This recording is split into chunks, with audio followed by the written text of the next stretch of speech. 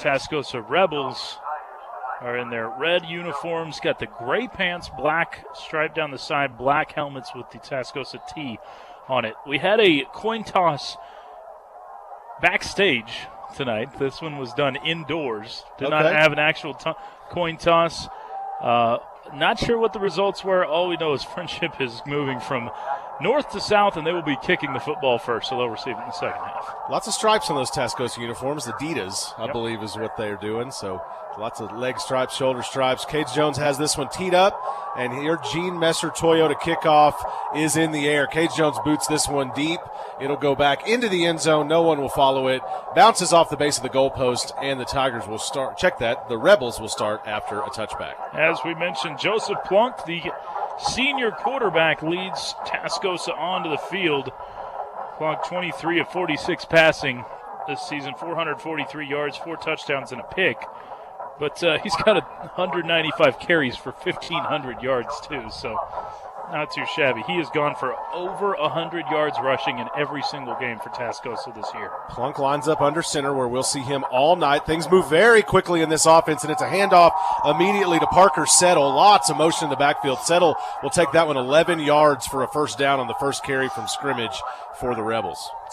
Settle is a fullback for Tascosa.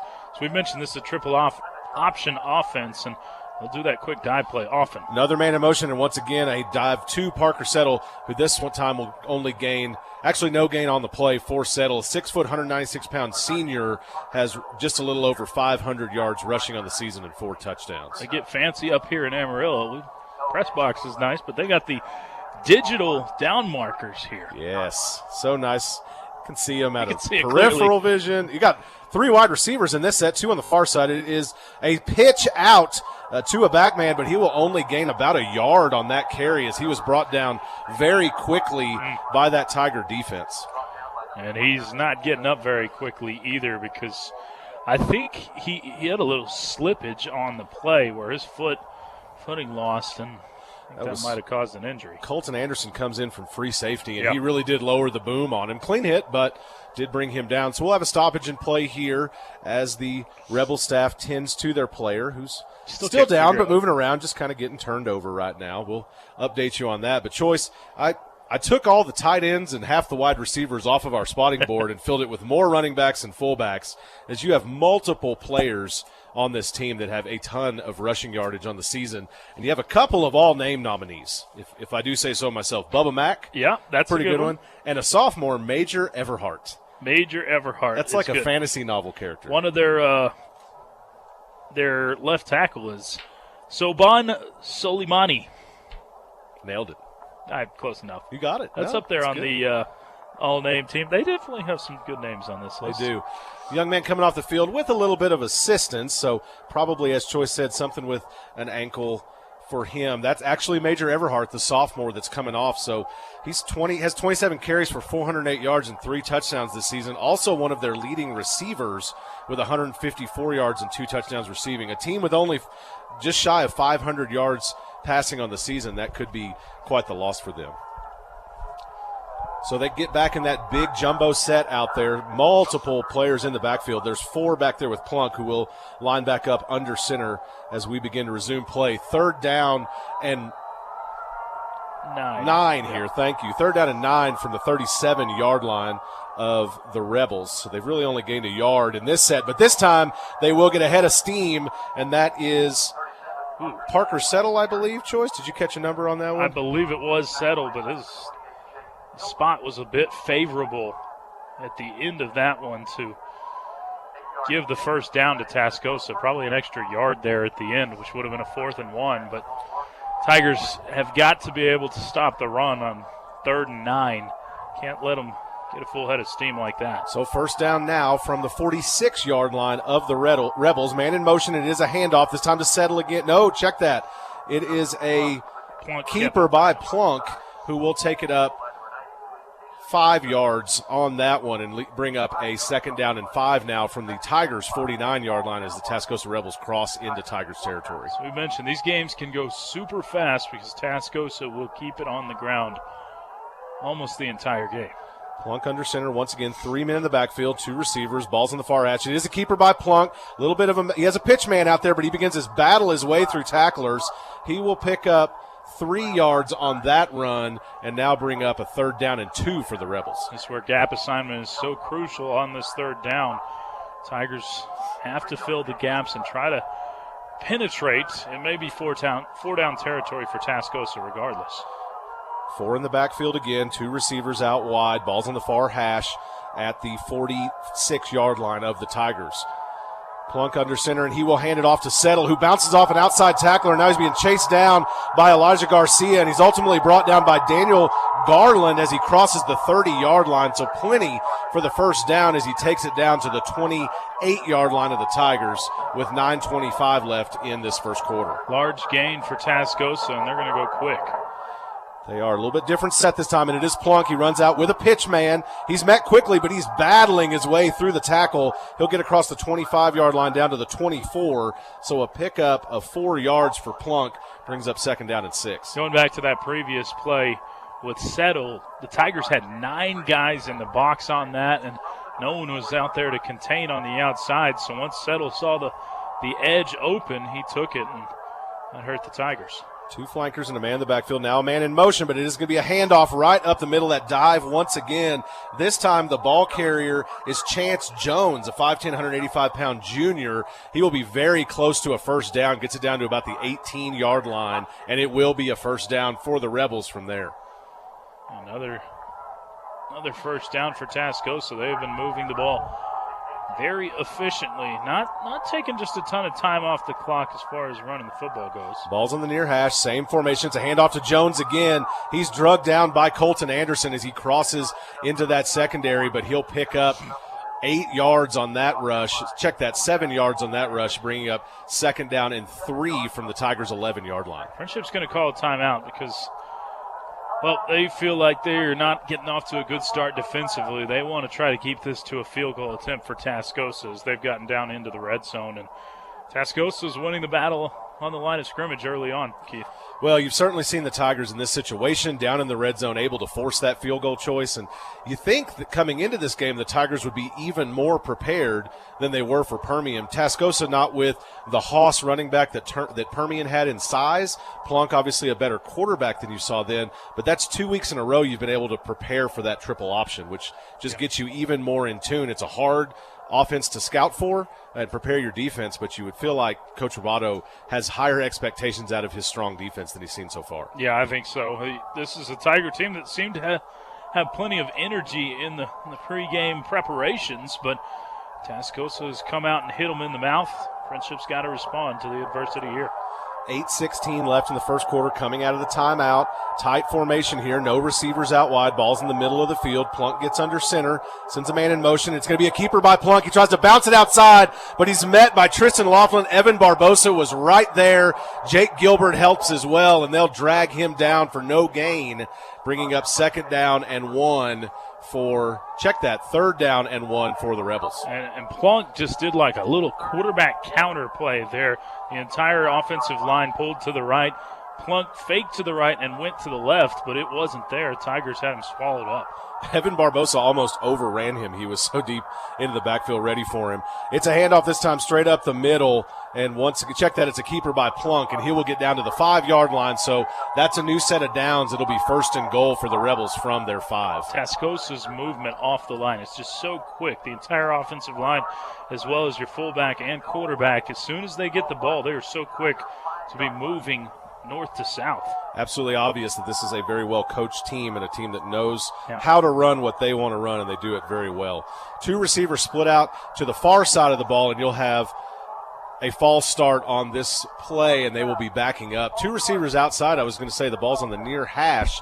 Definitely a different set than we've seen from them so far, but may have confused them a little bit as well. Yeah, Kelton Cosselman, the right tackle, just missed the snap count. He just jumped way earlier than everybody else.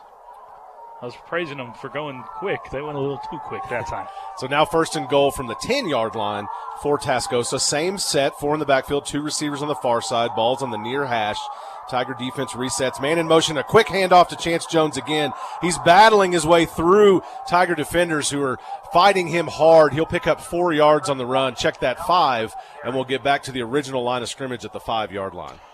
Yeah, Tigers just still pushing, still having trouble figuring out this offense. And at times you see that. A lot of times with this triple option, you see a touchdown surrendered early on, and then teams start to settle in. You can practice against the scout team all you want, but it's a whole different animal once you get into the game. Yeah, it's definitely a tough one to prepare for. Single receivers on either side, balls near the near hash. Near receiver is on the numbers, and this is one where you can't let him lull you to sleep and throw one over the top. Plunk under center. Man in motion again. It's going to be a quick handoff. No, it's a keeper by Plunk. He's going to roll it outside. He'll dive between the tacklers and go into the end zone. That's going to be a touchdown for the Rebels. They will strike first in this game. 5-yard run for Joe Plunk, and the Rebels will lead at 6-0 with an extra point incoming. Yeah, and Tascosa's going to have a little swinging gate look out here for the extra points. Now they see the lineup for Friendship, and they'll go into the regular extra point kick. But Tascosa just won the battle up front on the line of scrimmage in that first drive. Friendship's going to have to get some push on the defensive side if they're going to have a chance defensively tonight. Max Burleson is the kicker. We had heard he was injured, but he is back in and has also get some rushing yards. The snap is back and down. The kick is up, and it is good for the Rebels. So with 6:14 left in the first quarter, Tascosa leads it on Friendship 7-0 after the only possession of the game. Tigers will get it in a minute. We'll be back to Friendship Tiger football on Double T 97.3. Don't miss the sale of the summer at Gene Messer Toyota. Right now, get 0% APR for 72 months on the new 2019 Toyota Tundra Special Edition Crew Max. Or get 1.9% APR for 60 months on the new 2019 Toyota Tacoma Special Edition Double Cab SR. Gene Messer, business done the right way. 19th and West Loop 289. GeneMesserToyota.com. When you need to do some serious hauling, come on over to Lubbock Truck Sales, the truck and trailer specialists. Parts are never a problem. We can source any part for any need, serving the South Plains since 1990. Lubbock Truck Sales supports Texas Tech University and provides equipment transportation for the Red Raider football team and the Goin' Band from Raiderland. For sales, service, and support, come to Lubbock Truck Sales.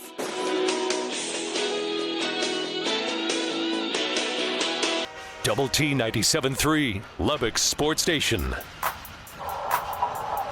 Welcome back to Friendship Tiger football on Double T 97.3. Keith Patrick alongside Choice Woodman. The Gene Messer Toyota kickoff is a squib kick to the up man. A little bit of a unsure hands there. I believe that was David Kirkpatrick, but Tigers able to fall on it, and they will have the ball at the 27-yard line, 28-yard line, I believe, to start off their first drive of the game. Yeah, that was a little bit of a squib kick, and if the Tigers let it go, it probably goes out of bounds and benefits Friendship, but probably not a risk you can take at that point on the field. Tigers will be led by Donovan Smith. He's 183 of 277 on the year, 2,600 yards passing and 22 touchdowns. Ball's on the near hash, stacked twins on either side. Smith with plenty of time looking downfield. He's got Drew Hocutt behind the defense. Hocutt goes up, jumps up, and makes the catch. He'll be down at the Rebels' 43-yard line, and the Tigers going very quickly here. Very nice job by Drew Hocutt to haul that one in. Stacked twins on both sides again. Balls on the near hash once again. Fake handoff to William Bayouth. He'll go out to Hocutt in the flat. Hocutt has the blocker and battles his way across the 40-yard line. He'll be down to the 39 of the Rebels. He picks up 2 on that passing catch. The previous play for Donovan Smith, he did a fantastic job of being able to stay patient in the pocket. It was a 33-yard gain to Hocutt. 33 yards, very nice. Donovan Smith, the keeper, after a fake handoff to William Bayouth. He's got the corner. He sheds a tackler, loses his footing, and dives across the 15. Actually, they will mark him down at the 15-yard line, and that is another very nice pickup for Donovan Smith, this time on the ground. Yeah, fantastic gain. The Tigers going extremely quick. 24-yard pickup for Smith, and it's a delayed handoff to William Bayouth. He battles his way across that 15-yard line. He will pick up 2 on the play there. It'll be 2nd down and 8 for the Tigers, and with that run, Donovan Smith gains the 53 that he needed after that pass to pass 3,000 total yards on the season. Very impressive. As far as we know in the record books, the fastest Tiger ever to make it there, if not the only one, 3,000 total yards. Donovan Smith takes the snap in the shotgun, plenty of time, good protection. He goes to Klein Coker, who was coming across back towards the numbers, but it bounces off the cold hands, and that'll bring up 3rd down for the Tigers. I think that's probably where we see as a holding call goes against Friendship. Not sure how you can get a holding on that quick of a pass, but L.B. Moore will play a factor all night long, and I think that's where you saw him and his quickness cause the hold there. But as I was saying, Keith, the cold hands are something you'll probably see tonight. It is freezing out there, and literally receivers are going to have to be able to catch the ball. Twins on both sides. Bayouth to the near side. It's a keeper by Smith. He pulls it down and runs immediately. He jukes out a defender. No, he stiff arms another one in the face as he's drugged down at the 10-yard line. Hard-nosed run by Donovan Smith on that keeper. It'll bring up 4th down and 5 or 6 for the Tigers. Check that, 3rd down and 6 for the Tigers. Really nice job by Smith as we tick down to 4:30 left in the first quarter. Donovan Smith, don't do that to him. He's got a family, man. That was disrespectful. Just pushed him away in the face. That stiff arm was as nice as we've seen this year. Twins on both sides. Ball's on the far hash. Bayouth out to Smith's left. Now Maiden in motion, and it is a handoff to Maiden as he gets around, tries to get to the corner, and he will go out of bounds.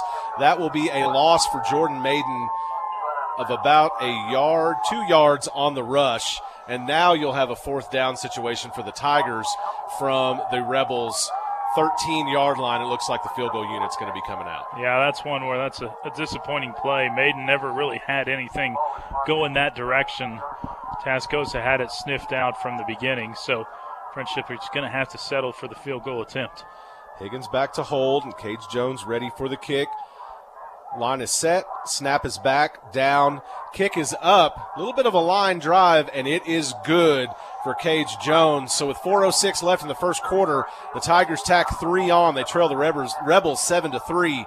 4:06 left in the first quarter. This is Friendship Tiger Football on Double T 97. When you need to do some serious hauling, come on over to Lubbock Truck Sales, the truck and trailer specialists. Parts are never a problem. We can source any part for any need, serving the South Plains since 1990. Lubbock Truck Sales supports Texas Tech University and provides equipment transportation for the Red Raider football team and the Goin' Band from Raiderland. For sales, service, and support, come to Lubbock Truck Sales.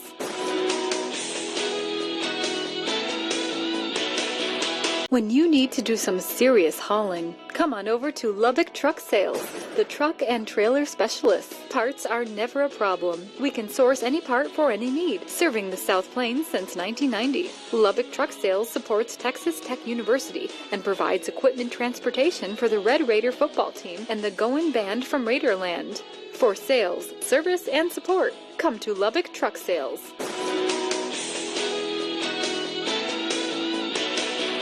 Tascosa leading at 7-3 over your Friendship Tigers. Well, I think what you showed the Rebels their choice, showed their defense, is that you're going to go over the top of them, and you're absolutely able to see how the Tiger defense responds here. 4 in the backfield again, 2 receivers out wide. Plunk's going to jump back, and he's going to hit it out to the pitch man. Tigers stay home, but he's juking a couple Tigers out. It's Elijah Gomez who gets a hand on the ankle and drags him down, but he'll be down at the 41-yard line of the Rebels. So a first down there and a pickup of 16 for the runner. I believe that was that Major Everhart? It's hard to tell. I'm sorry. There's so many. The numbers are black on red, so it's a little difficult to see. Plunk back under again, and he will be, check that, it's a handoff immediately to Parker Settle, who drags forward again. He'll pick up 13 on that run. Another first down for the Rebels as they cross into Tiger territory. Darius Sanders was the previous runner. Thank you. Darius Sanders? Perfect. Thank you. Another dive right up the middle for Settle, I believe. Settle picks up 4 on that rush. 2nd down and 6 now for the Rebels from the Tigers' 42-yard line. Just a relentless attack on the ground by the Tascosa Rebels. They go quick, too. They really do move quickly. Settle talking to his team, and now he's under center, and it's a keeper again. Great blocking, and he finds a big hole. An initial contact from Elijah Garcia, and he's drugged down by Colton Anderson. But once again, big pickup for the Rebels. He gets down to the 25-yard line, another first down. This is a Rebel team that has had a few injuries off and on throughout the year. I think this is a team that feels like they're finally getting healthy at the right time of year. So first down and 10 from the 25-yard line of Friendship. Two receivers out wide. Ball's in the middle of the field, but you know they're going to run it. Plunk tries to go outside, and he turns it back up. A spin move in the middle, and then he will be brought down at the 15. Check that 16-yard line, but there is a flag in the area of holding that did come in from the backfield. Yeah, they just pinned Cason Brito to the ground. Excuse me, that was Robert Hernandez that they pinned to the ground as he was just never allowed to get back up, and that's what they call holding.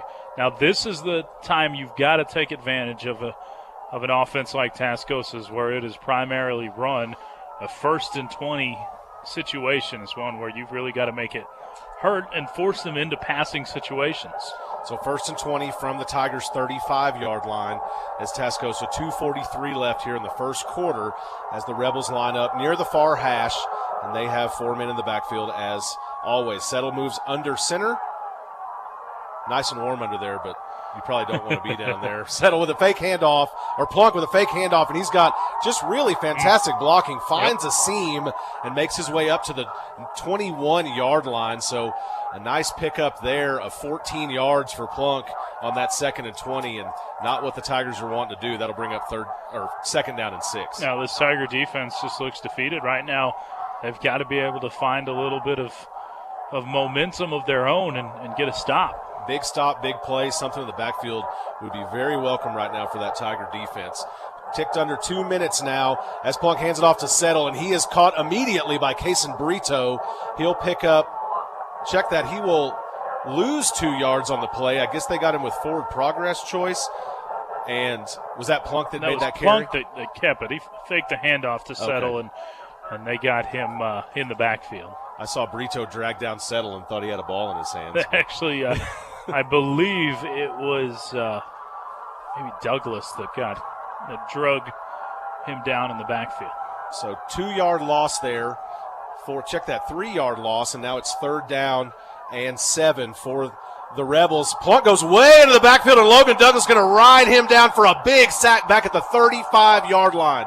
Plunk had nowhere to go. He had 4 Tigers on him, and Logan Douglas finishes the job. So now a 4th down, and it looks like you have a kicking unit coming out for the Rebels. Yeah, a loss of 12 yards, I believe, on the play where Plunk never really had a chance. He didn't even have a chance to really throw the football away. So the negative thing for Plunk is he drove them out of field goal range, and they're going to have to punt it here. There's the big play we were hoping for. So Burleson into punt, has not had a lot of them this season, and he's going to be shank this one. It's going to go off the side of his foot, or was it tipped, Choice? I believe Logan Douglas might have got a hand on that one. He was really close to it if he didn't. I think the way that only got about 20 feet in the air, I don't think that was fully kicked. It was pretty whomper-jawed, and there's a lot of excitement and banging going on in the booth next to us. So it'll be down at the 20-yard line by the Rebels, and the Tigers will take over there with 33 seconds remaining here in the first quarter. So finally seeing a little bit of life there from that defense. And it's kind of like baseball. You go through the lineup once, and then once everybody's seen the pitcher, everything changes. And maybe seeing this offense a couple of times, the Tigers are starting to put some things together. But Donovan Smith will lead the team out. 3 receiver set, 1 on the far side, 2 on the near side. Smith has it in the shotgun. He'll flip it out to William Bayouth in the flats, and Bayouth dropped it. It looks like he dropped it, and it's going to be. It was actually L.B. Moore that got in there, almost intercepted the ball, and Tigers fortunate on that one. He got a hand on it, and Moore was the one who dropped the football. Whew, it was close. That could have been a pick 6 if he held on to it. That ends up being an incomplete pass for Smith. Trips on the near side this time, and it's a handoff to William Bayouth, who bounces it to the outside, fights through some contact, and makes his way up to the 29-yard line. So that'll bring up 3rd down and about 1 for the Tigers. Check that, 3rd down and 2, so an 8-yard carry for Bayouth after a scary play. Really, really nice play by William Bayouth as he saw the hole to the outside. Didn't see anything between the tackles, bounced it out, and he does a good job fighting for the extra yards. Got about 4 yards after contact. That is the end of the first quarter. Already? We will be back after a few words from our sponsors. This is Friendship Tiger Football on Double T 97.3. Don't miss the sale of the summer at Gene Messer Toyota. Right now, get 0% APR for 72 months on the new 2019 Toyota Tundra Special Edition Crew Max. Or get 1.9% APR for 60 months on the new 2019 Toyota Tacoma Special Edition Double Cab SR. Gene Messer, business done the right way. 19th and West Loop 289. GeneMesserToyota.com. When you need to do some serious hauling, come on over to Lubbock Truck Sales, the truck and trailer specialists. Parts are never a problem. We can source any part for any need, serving the South Plains since 1990. Lubbock Truck Sales supports Texas Tech University and provides equipment transportation for the Red Raider football team and the Goin' Band from Raiderland. For sales, service, and support, come to Lubbock Truck Sales.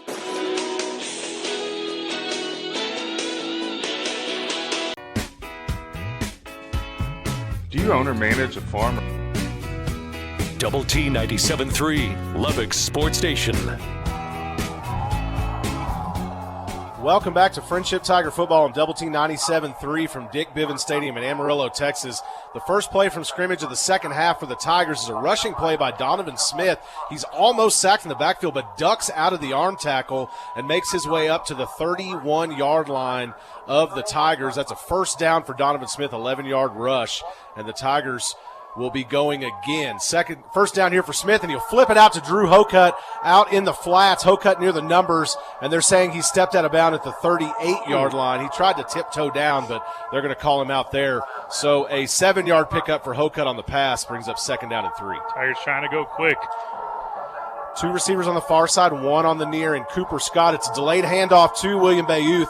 He will have not much doing there, and he will get back, pick up 1 yard on the rush, brings up third down and 2 for the Tigers as he was battling his way through defenders. Yeah, it looked like a missed block on the right side of the offensive line where Bayouth couldn't quite get the edge, couldn't quite get his hole, but still third and very manageable for Friendship, and really feel like from a time of possession standpoint, you need to convert this to just keep the ball in the offense's hands and keep your defense off the field. Ball's on the far hash, stacked twins on both sides, in tight. Now Jordan Maiden in motion, near side to far. Donovan Smith fakes the handoff to Maiden. He's going to keep it himself. He's got a seam, and he's going down the far sideline, fights his way around another defender. He'll be drugged down by 2, but he's all the way down to the 34-yard line of the Rebels. My goodness, huge run by Smith.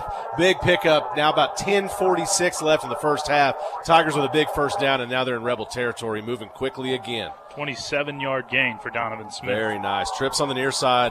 Ball's on the far hash. Smith back to pass. He's got some protection. Now bounces way forward. Shed another tackler. He's going deep for the end zone. He's got Drew Hocutt, who gets it in the breadbasket, and that's a touchdown, Tigers. Drew Hocutt got behind 3 defenders and caught a tough ball looking back at the field, and that's going to be a nice touchdown for the Tigers. They lead at 9-7 with 10:28 left in the first half and the extra point incoming. Donovan Smith is just so dangerous because Tascosa's seen the way he can run around and use his legs to pick up yards. Then he scrambles, keeps his eyes downfield, and throws over the top as Hocutt gets behind the defense. The snap is back to Higgins. The kick is up by Cage Jones, and it is good with 10:28 left in the first half. The Tigers now lead the Rebels 10-7 here at Dick Bivens Stadium in Amarillo. This is Friendship Tiger Football on Double T 97.3. When you need to do some serious hauling, come on over to Lubbock Truck Sales, the truck and trailer specialists. Parts are never a problem. We can source any part for any need, serving the South Plains since 1990. Lubbock Truck Sales supports Texas Tech University and provides equipment transportation for the Red Raider football team and the Goin' Band from Raiderland. For sales, service, and support, come to Lubbock Truck Sales.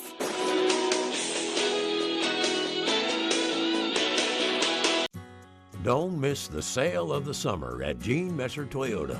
Right now, get 0% APR for 72 months on the new 2019 Toyota Tundra Special Edition Crew Max. Or get 1.9% APR for 60 months on the new 2019 Toyota Tacoma Special Edition Double Cab SR. Gene Messer, business done the right way. 19th and West Loop 289. GeneMesserToyota.com. Your home for play-by-play. Double T 97.3. Welcome back to Friendship Tiger Football on Double T 97.3. Your Gene Messer Toyota kickoff is happening right now. A ball deep, close to the end zone by Cage Jones, but the returner spins out of trouble by the Tigers, and he will be down near midfield at the Tacosa 47-yard line.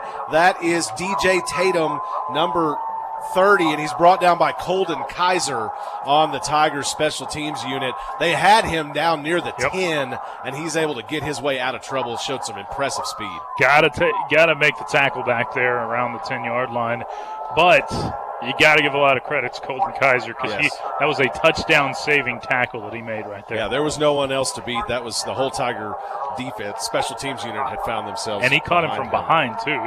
He showed the speed to get him. He's a speedster. Who's seen it? Now this is a little bit odd. A timeout out of the kickoff return for Tascosa, so maybe some confusion going on with that offensive set. So Tascosa will have to burn a timeout. Oh, good. Do you have a scoring drive summary for us there, Choice? Absolutely. That was nice drive there by the Tigers there before we went to break. Friendship Tigers go 7 plays, 80 yards that time, 2:05 off the clock, and the 34-yard touchdown strike from Donovan Smith to Drew Hocutt put the Tigers on top 10-7. So time of possession is pretty heavily in favor of the Tascosa Rebels so far this evening, but only 7 points to show for it thus far. Drew Hocutt, his 9th touchdown on the season. It leads the team in receiving yards and is nearing 800 after that one. So really has been impressive. And congratulations to Drew Hocutt. Received his second preferred walk-on offer this week, this time from Texas Tech University. Already had one in his pocket from Tulsa as well. That's right. So he will most likely be playing football at the Division I level in the near future. Absolutely. Some options there for that young man. A great young man that's worked hard to get where he is. Coach Northcutt has mentioned how proud he is of him. So Plunk under center, and it's a handoff to Settle immediately. That dive play. Robert Hernandez drags him down quickly. 2-yard pickup for Plunk as the clock ticks down to about 10 minutes left in the first half. Really good swim move by Hernandez off the snap to be able to grab Settle and then just uses his muscle after that to bring him to the ground. Hernandez a fixture up there. You see a lot of him on that line, rotating in and out. Trace Buchanan as well. Tigers showing blitz. Tristan Laughlin up there tight and ready to go somewhere. He grabs a man, but the handoff goes elsewhere, and it's actually Plunk that keeps it on a counter. There's a flag that comes flying in way in the back by the back judge, and I think you're going to catch a holding here. Plunk got near the first down, but this one's going to walk back. Yeah, I think this will be a holding, and it'll probably go back near the original line of scrimmage because it's a spot foul. No, we're going to get a block below the waist, which you cannot block below the waist when you are outside of the tackle box. So one of the receivers on the backside must have come and hit one of the Tigers low. So that instead of it being a 10-yard penalty, it's a 15-yarder. Still is a spot foul, so it only goes to second and about. I believe that's 17. Choice, or pretty close to it. The ball's on around the 41-yard line, far hash of the Rebels. About 15. About 15? Yes, sir. Thank you. So 4 men in the backfield, 2 receivers out, and all the motion that you could ever ask for. It looks like the ball dropped on the ground, or it was Plunk that pretended that it did as some other misdirection, but they go nowhere. Going to lose a yard on that one, or about a half a yard based on where it was sitting. Clock down to about 9 minutes, but that's going to bring up third down now for the Rebels. I'm not sure if Plunk ever lost it. He dropped to the ground immediately like he did, but ends up being just about the same. Another yard there. It was between 15 and it was between the 41 and the 42, so now it's a true 3rd and 16 for the Rebels. And now you're forcing them essentially to pass in a team that doesn't like to pass unless it's by surprise. They have no receivers out wide. They're going to pitch it out wide. You got Tigers chasing them, and it's Kaysen Brito gets a little piece of the shoestring and brings the runner down. Darius Sanders coming out of the backfield on the pitch sweep but Cason Brito saves a big one. They'll be down at the 50-yard line even, and now it's a punting situation for the Rebels. Sanders started to see some green in front of him, and it was opening up big time. So Brito with probably a first down saving tackle on that play. Just gets the shoestrings, but it was enough. 9-yard run that could have been much, much worse. Punt incoming here for the Rebels. So Burleson is back. It's a low snap, but he does handle it and gets it off this time. It bounces near the 15-yard line and will take a flat bounce and stop there, and it will be down near the 15 where the Tigers will take over with 8:03 left in the first half, leading the Rebels 10-7. So after the kind of depleting first drive and a really solid start to the second drive for Tascosa, Friendship has kind of settled in defensively, and you see them feel a little bit more comfortable. Offensively, they've been going from the get-go, 2 scores on 2 drives. Had to settle for a field goal on the first one, but the deep pass in the second drive put the Tigers on top 10-7, can extend this to a 2-score game with the touchdown here. You got to love an experienced defensive coordinator like Mark Roboto in these situations, knows the triple option very well. Coach Northcutt thinks it's his favorite offense, even if you would pin him down and make him admit it. Delayed handoff to William Bayouth for the Tigers. He'll bounce over a defender and be marked down at the 16-yard line, so a pickup of 1 yard for Bayouth will bring second down and 9 up for the Tigers in their own territory.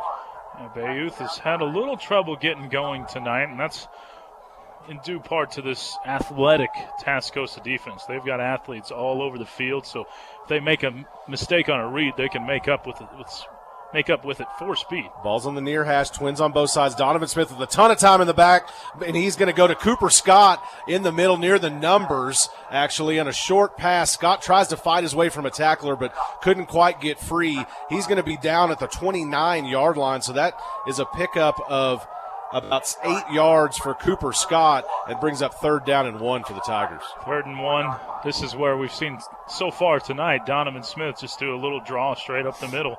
Done it a couple of different times, but Friendship on 3rd downs this evening, 2 for 3 so far. So Twins on the far side, 1 on the near side. Donovan Smith's going to pull it down and run. He spins out the tackler in the middle of the field and gets the first down plus 5 more. So a pickup of 6 yards for Donovan Smith. Tigers move the chains. It's under 7 minutes left in the first half. Tigers are feeling it right now. It ain't broke, don't fix it. They go right back to the draw, and it's successful once again. Twins on both sides. Ball's on the near hash. Smith back to pass again. Nice protection. He's going to go deep this time. He's got Cooper Scott with a step on his man. He's streaking down the sideline. The 10, the 5. That's a touchdown, Tigers. Cooper Scott with the big pass and catch of 50, 60 yards from Donovan Smith.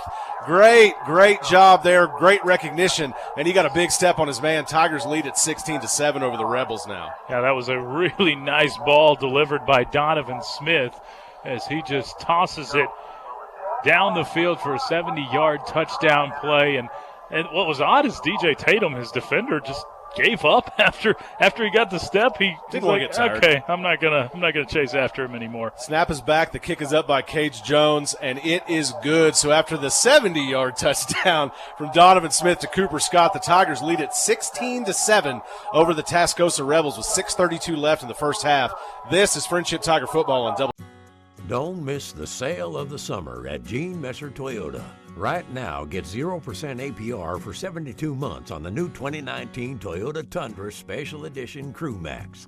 Or get 1.9% APR for 60 months on the new 2019 Toyota Tacoma Special Edition Double Cab SR.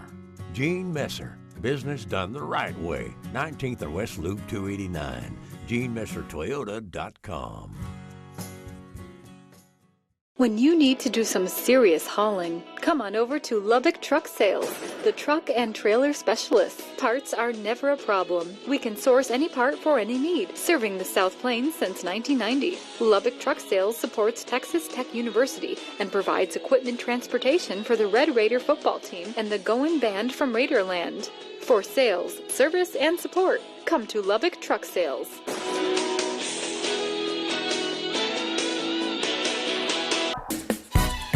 Double T 97.3, Lubbock's sports station. Welcome back to Friendship Tiger Football on Double T 97.3. Your Gene Messer Toyota kickoff goes to the up man, who will catch it with a fair catch at the 27 28-yard line, and the Rebels will take over after that. Huge play there from Donovan Smith to Cooper Scott. Choice, tell us about it. Friendship goes just 4 plays on that one, but the drive 85 yards, 1:31 off the clock, and it's the 70-yard touchdown strike from Donovan Smith to Cooper Scott. With the Tigers on top now by a score of 17-7. Scott his 4th touchdown of the season, and he's 2nd on the team in receiving yards. Another senior leader out there. It's going to be a keeper by Plunk, who has multiple lead. He'll barrel his way forward, be marked down at the 36-yard line. Check that, 37-yard line for the Rebels. That's going to be a pickup of 9 yards, and it'll be 2nd down and 1 for Tascosa. Yeah, and one thing going back to Scott and Hokut, it's so neat is these guys are best friends, and they're the 1-2 punch on this receiving corps. Plunk under center. It's going to be a handoff this time. Check that. No, it's a fake handoff, and Plunk keeps it. He gets popped by Colton Anderson as he's being drugged down, but he gets the first down. He'll be down at the 45-yard line. Nice pickup there by Plunk. The misdirection is just tough with this team. They have so many weapons out there, and they do move very quickly from the line. Yeah, this is a difficult offense to defend, and if you're not used to it, that's one of the big advantages of that offense is you're used to defending spread offenses so much nowadays. It's just out of the norm. 1st and 10 from the 45. Plunk looked like he wanted to pass. He tries to spin out of trouble, but he had Tigers on all sides. He'll be drugged down for the sack at the 38-yard line, and that's Robert Hernandez gets in there. Jake Gilbert. You also led by Logan Douglas. Really a nice job by that front 7 of the Tigers to put all the pressure on, and Plunk had absolutely nothing he could do. And as we've talked about, this is the biggest way to get this kind of offense out of sync is put them out of their rhythm of just getting 1st and 10s. Now you got a 2nd and 16 that makes a big difference. 2nd and 16 from the 39-yard line. It's another pitch sweep out to a back man. He's going to try to pick his way around. There's blockers set up, but it's Daniel Garland that gets him around the middle and drags him down quickly. I believe that was that Max Burleson out there, Choice? I believe it was, yes. Or Brandon Bentley. It's hard to tell. Yeah, Again, 32 or 33. The numbers are black surrounded by white. You'd think it would help, but it just kind of gets busy and hard to grab. But that's a big 15-yard gain. 3rd down and 1 now for the Rebels from the Tigers' 46-yard line. And it is going to be a keeper by Plunk, and he'll bounce his way past a couple of defenders and gets what he needs and a little more. He will pick up 4 yards on that one and a 1st down for the Rebels in Tiger territory from the 42-yard line. And don't look now, but Tascosa, when they're moving, moves a lot of clock. We're down to about 4 minutes and some change from this first half being over. Now twin receivers on the far side, empty on the near side. Ball's near the middle of the field. That set that we saw earlier in the red zone. It's going to be a keeper by Plunk with a lead blocker, and Plunk's going to break free. He gets down now to the 10-yard line, and he's drugged down. Touchdown saving tackle down there by Daniel Garland, who didn't give up on him. But, man, Plunk had all kinds of lead blockers and then ends up bouncing his way around and making a big gain there for the Rebels. Clock under 4 minutes left here. It's going to be a 1st down and goal from the 6. Now we've seen that plague the Tigers a couple of times tonight, not wrapping up and not getting them to the ground.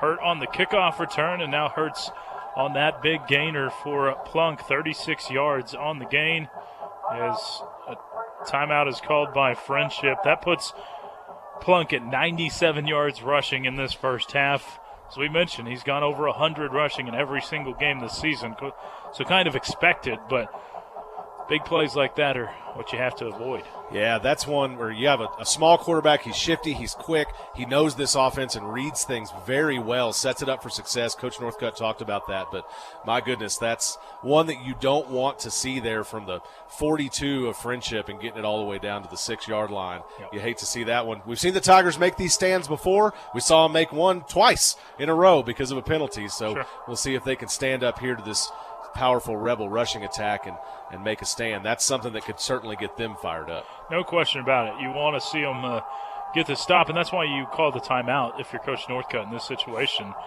because, yeah, you could use that timeout on offense a little bit, but you would much rather keep them out of the end zone and try to force it to a field goal where you can keep it at least a touchdown game.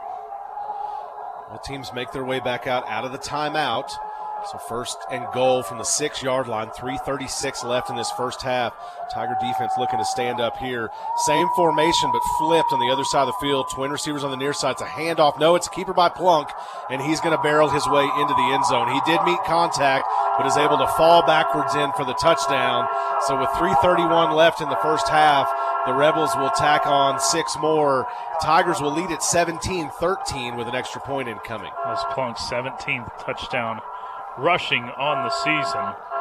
And Tascosa showing that they're not giving up yet. They have really put together a nice drive and popped Friendship in the mouth once again. However, the silver lining still left plenty of time on the clock for Friendship to have a chance to go score again before half. Absolutely. So the snap is back for the extra point. It's down. The kick is up, and it is good for the Rebels. So with 3:31 left in the first half, Tigers still lead at 17-14. Plenty of time to work here as we head towards the break. This is Friendship Tiger Football on Double T 97. When you need to do some serious hauling, come on over to Lubbock Truck Sales, the truck and trailer specialists. Parts are never a problem. We can source any part for any need, serving the South Plains since 1990. Lubbock Truck Sales supports Texas Tech University and provides equipment transportation for the Red Raider football team and the Goin' Band from Raiderland. For sales, service, and support, come to Lubbock Truck Sales.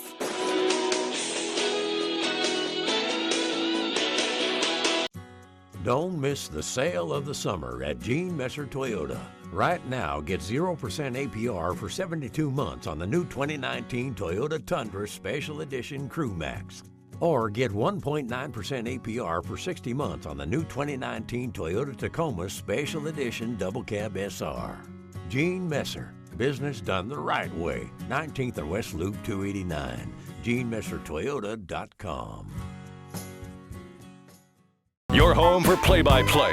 Double T 97.3. Welcome back to Friendship Tigers Football on Double T 97.3. Your Gene Messer Toyota kickoff is in the air.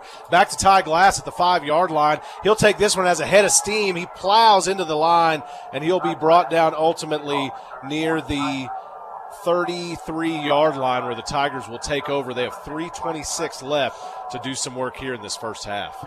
Tigers have plenty of opportunity, plenty of time, because each of their drives have all gone under 2:08, 2:05, and 1:31 on all three of their scoring drives. So time does not seem to be an issue, but Tascosa did put some points on the board. A 7-play, 72-yard drive, 3:31 off the clock, and Joseph Plunk found the end zone from 6 yards out to cut it back to a 3-point game. Donovan Smith in the backfield is going to go out to Drew Hokut in the flat. Nice block out there for Hokut by Jordan Maiden. He fights off a tackler and bodies him out of bounds as he goes out at the 38-yard line of Friendship. So a nice pickup there by Drew Hokut of 5 yards, and that brings up 2nd down and 5 for the Tigers. Going quickly here, fake handoff to Bayouth. It's a short one to Maiden. No blocker there, though, and he will be body slammed down out of bounds. He's picked up off his feet backwards and suplexed down. Tascosa sideline's excited about that one. I don't know how I feel about it, though. Well, Maiden just never got the blocks out in front of him, and that's the negative sometimes of going too quick. You didn't have the blockers ready to go and the play ready to go, so now Friendship's got a 3rd and fairly long. About a 3rd and 8 now, 3rd and 7 for the Tigers from the 35-yard line, and we will have a timeout here to talk about it. Didn't see who called the timeout, though, did you? I didn't ever see a signal from the official. I just saw a stoppage. Tascosa called the timeout. So okay. Tascosa, this is an interesting call right here by Tascosa, because you're banking on your defense to get a stop right here, and they have not been very good at getting stops. So if they were actually being informed by our excellent stat man, Shane Lang, and they only had 10 men on the field. So I see. That's why they're going to call the timeout. How is it that Shane, with 3 computer screens in front of him, sees more of the game than we do? Well, it's impressive. You're good at what you do, Mr. Lang. Pretty sure he's got a computer in his brain. Oh, he is wearing binoculars on his chest. That also helps. Well, a computer in his brain. He's got a computer in his brain. He's a multitasker. It's impressive. Only the finest are hired at Friendship Eyes. That's right. 2:46 here in the first half as the Rebels make their way back out. Now the Tigers break that huddle over there and come back out as well. Tigers lead at 17-14. A little bit of a back-and-forth game here. Tigers certainly moving the ball fairly well on offense, but struggling to slow down that Tascosa rushing attack.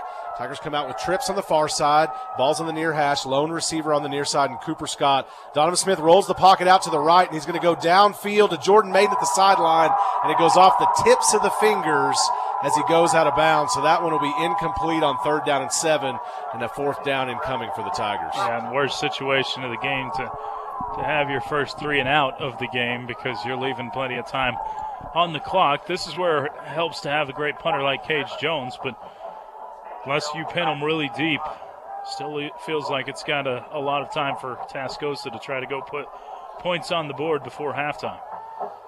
Tatum joined in the backfield to return.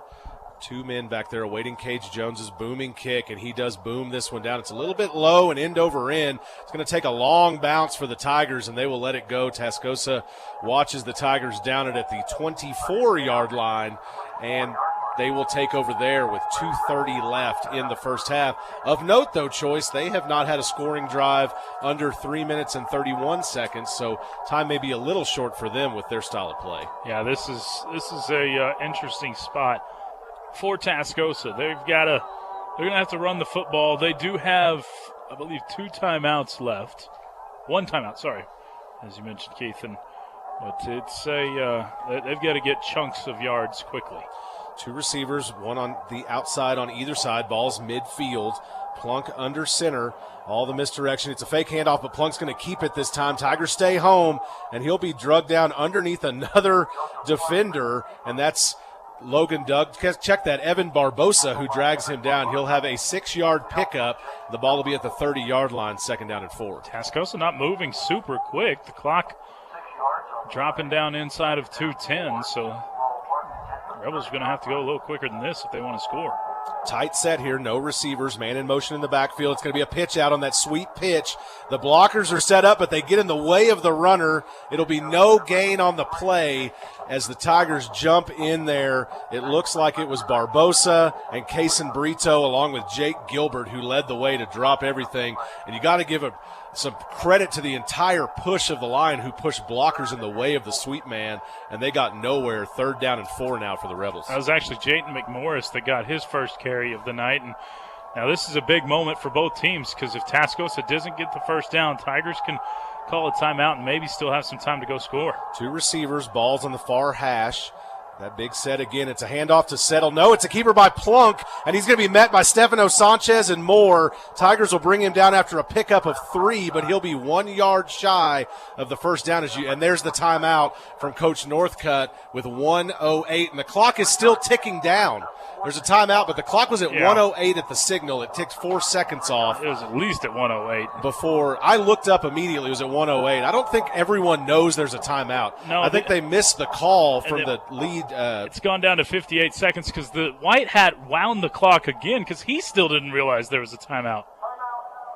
The umpire or the back judge was coming in waving from Coach Northcutt, and no one seemed to hear the call. They need to put at least 1:08, maybe 1:10 back on the clock here, but we'll see. We are in Amarillo, so you never know what's going to happen. We haven't had to say it tonight, but we have seen plenty happen here. That we'll is see for sure. I don't see Coach Northcutt talking with the officials to try to.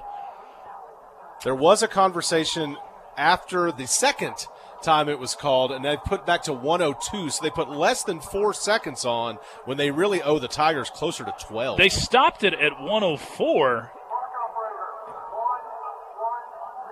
1-1-0. So that's there you go. That's about right. Back to 110. That should have been. They got it correctly. So got it correct. So that's good for Friendship, and every second matters at this point in the game. Absolutely. Because you really want to be able to get some sort of points, whether that be a field goal or a touchdown for Friendship, and they've had a quick strike offense tonight.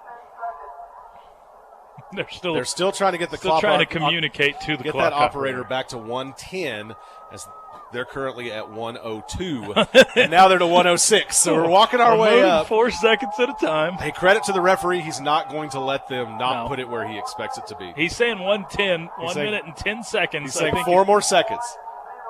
1-1-0. It's almost comical. See. Oh, there we go. Hey, there we go. We have 1:10 on the clock. Hey, There's we got a cheers from the crowd. sarcastic cheers from the crowd. 4th down and 4, and the Rebels have their offense in. Tiger defense is in. 2 receivers on the far side, empty near side. Balls on the near hash. Tigers are going to jump off sides. Now the Tigers, Evan Barbosa afterwards hits the quarterback. He's going to say he thought the play was still going. So then that's a post-play penalty, or I guess pre-play because the play never even happened. So Barbosa gets the unsportsmanlike conduct. Obviously, the Tigers went in the neutral zone. A couple of Tigers did stop. I never heard a whistle to stop the play. There was just a flag that came in to the middle of the line. If it was offsides, you would think that the play was still going. Yeah, well, they called it neutral zone with contact. So they blew it dead, or supposedly blew it dead. We can't really hear as well up here, but nonetheless, instead of being a 5-yard penalty and a first down, it puts Tascosa in situation to score. So they're in Tiger territory on the 47-yard line. 1:10 still on the clock after that battle to get some time. Joseph Plunk's going to take. He's got a pitch man next to him. Big blocker set up. He's going to cut it to the outside, and he's got a rush on the Tigers. Stefano Sanchez fighting hard. He'll be knocked down with gusto by Daniel Garland, but they're going to call it a touchdown. He snuck his way across as he worked his tail off to get it over there, and that's a touchdown Rebels with about 58 seconds left in the half. They'll take a 20-17 lead with an extra point incoming. And Choice, out of the corner of my eye, saw that clock continue to run after he crossed the line. Well, Keith, this is a massive turn of events for Friendship because they call the timeout thinking they're getting off the field on 4th down. I don't think Tascosa was going to go for it on 4th down. They were just trying to draw Friendship off sides, and that's exactly what they ended up doing. Huge pendulum swing. Snap is back. It's down. The kick is up, and it is good. With 57.8 seconds left in the first half, the Rebels lead at 21-17 over the Tigers. We'll be back after a word from our sponsors. This is Friendship Tiger Football on Double T 97.3. Don't miss the sale of the summer at Gene Messer Toyota. Right now, get 0% APR for 72 months on the new 2019 Toyota Tundra Special Edition Crew Max. Or get 1.9% APR for 60 months on the new 2019 Toyota Tacoma Special Edition Double Cab SR. Gene Messer, business done the right way. 19th and West Loop 289. GeneMesserToyota.com. When you need to do some serious hauling, come on over to Lubbock Truck Sales, the truck and trailer specialists. Parts are never a problem. We can source any part for any need, serving the South Plains since 1990. Lubbock Truck Sales supports Texas Tech University and provides equipment transportation for the Red Raider football team and the Goin' Band from Raiderland. For sales, service, and support, come to Lubbock Truck Sales.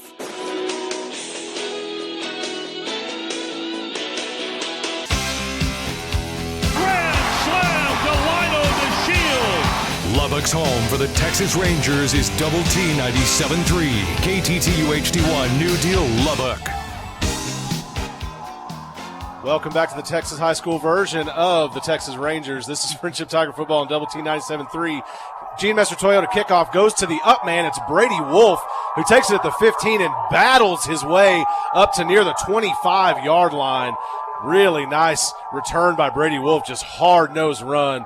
51.7 seconds remain in the first half. Tigers trailing the Tascosa Rebels 21-17 as their offense prepares to take the field at the 25-yard line. Yeah, the Tascosa Rebels, kind of disastrous for Friendship defensively, go 4 plays, 76 yards, 33 seconds off, 1:33 off the clock, 47-yard rushing touchdown by Joseph Plunk. Puts Tascosa on top. A score of 21-17. Tascosa's up to 275 yards rushing this evening with a grand total of 0 yards passing. Trips on the far side. It's a fake handoff to Bay Youth. Donovan Smith tries to take it, but he will be met immediately. He will gain 2 yards on the play, but he did not get anywhere. Check that. He loses 3. No, he picks up, check that. He does. He loses 3. Thank you, Choice. I was looking for the wrong man. So loses 3 yards on the play. It's going to be second down now and 13 for the Tigers as the clock runs under 30 seconds, and the Tigers look content to let this one run down. Yep, Friendship will receive the ball in the second half, so you're probably going to see Friendship maybe take a shot down the field right here, and just can't throw an interception. Twin receivers both sides, and long pass. Donovan Smith does go down the field in the direction of Klein Coker. Check that, Cooper Scott. No, it is Klein Coker, and he almost catches it as he falls, but it does fall incomplete. 4.8 seconds remain for the Tigers in the first half. 3rd down and 13 as they trail 17-21. Tascosa still does have a timeout in their pocket if they want to use it, but Friendship content to take a knee and send this one in. And the Tascosa will use the timeout that they have in their pocket.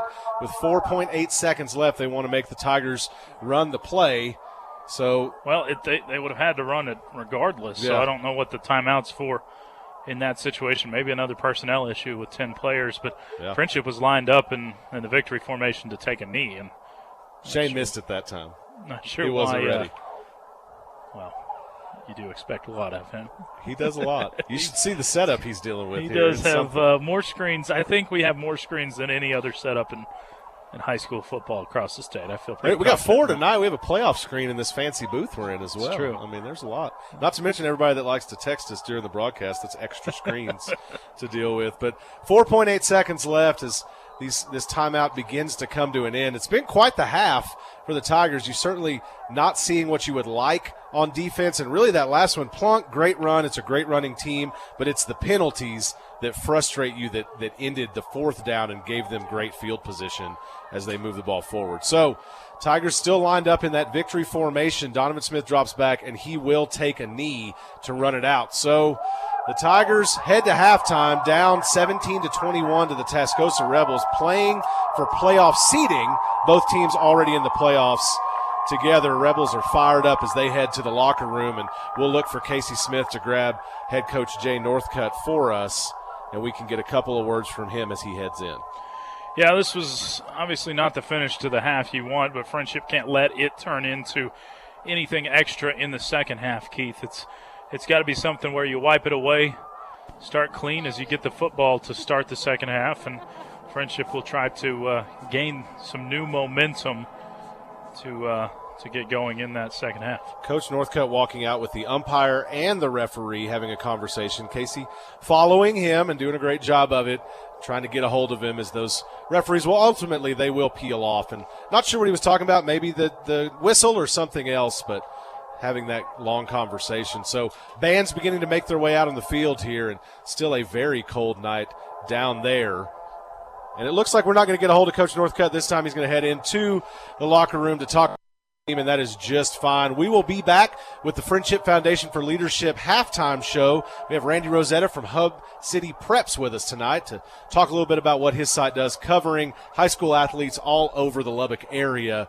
We will be back after a few words from our sponsors. This is Friendship Tiger Football on Double T 97.3. When you need to do some serious hauling, come on over to Lubbock Truck Sales, the truck and trailer specialists. Parts are never a problem. We can source any part for any need, serving the South Plains since 1990. Lubbock Truck Sales supports Texas Tech University and provides equipment transportation for the Red Raider football team and the Goin' Band from Raiderland.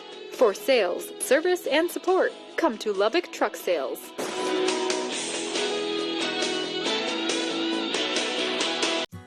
Don't miss the sale of the summer at Gene Messer Toyota. Right now, get 0% APR for 72 months on the new 2019 Toyota Tundra Special Edition Crew Max. Or get 1.9% APR for 60 months on the new 2019 Toyota Tacoma Special Edition Double Cab SR. Gene Messer, business done the right way. 19th and West Loop 289. GeneMesserToyota.com.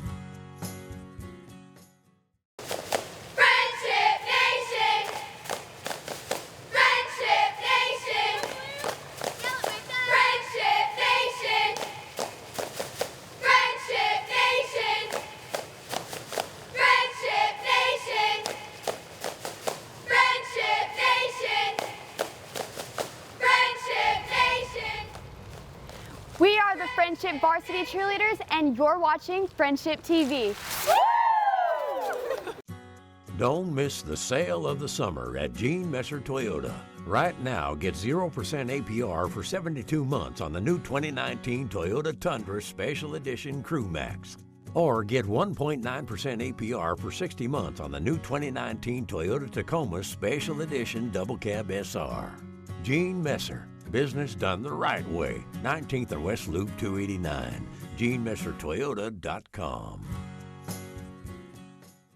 When you need to do some serious hauling, come on over to Lubbock Truck Sales, the truck and trailer specialists. Parts are never a problem. We can source any part for any need, serving the South Plains since 1990. Lubbock Truck Sales supports Texas Tech University and provides equipment transportation for the Red Raider football team and the Going Band from Raiderland. For sales, service, and support, come to Lubbock Truck Sales.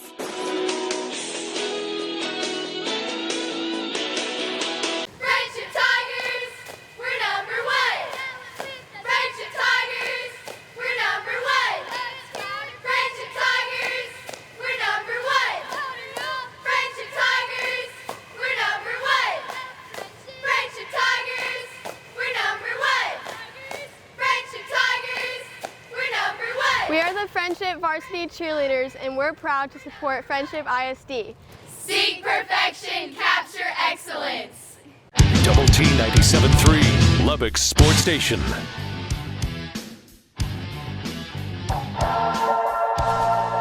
Welcome back to Friendship Tiger Football on Double T 97.3. I'm Keith Patrick, and this is the Friendship Foundation for Leadership halftime show, and we have Randy Rosetta here, the managing editor of Hub City Preps, a website here covering high school athletes in the Lubbock area. Randy, can you hear me? Yep, I got you. Awesome, perfect. Well, Randy, you came back to Lubbock and you started this website, but I want to tell folks a little bit about your history. Tell us a little bit about kind of your history with Lubbock, where you've been, and why you're back now. I moved to Lubbock in 97, was at the AJ from 97 to 2003 with a pretty incredible crew back in the day. Worked for, a lot of people know who Burl Pettit is. He's a huge influence on me. Doug Hensley, who's now back there, is the guy who hired me. Norval Pollard was there. We had a pretty good thing going. Covered high school sports very well. I covered some Texas Tech basketball, a little bit of Texas Tech football.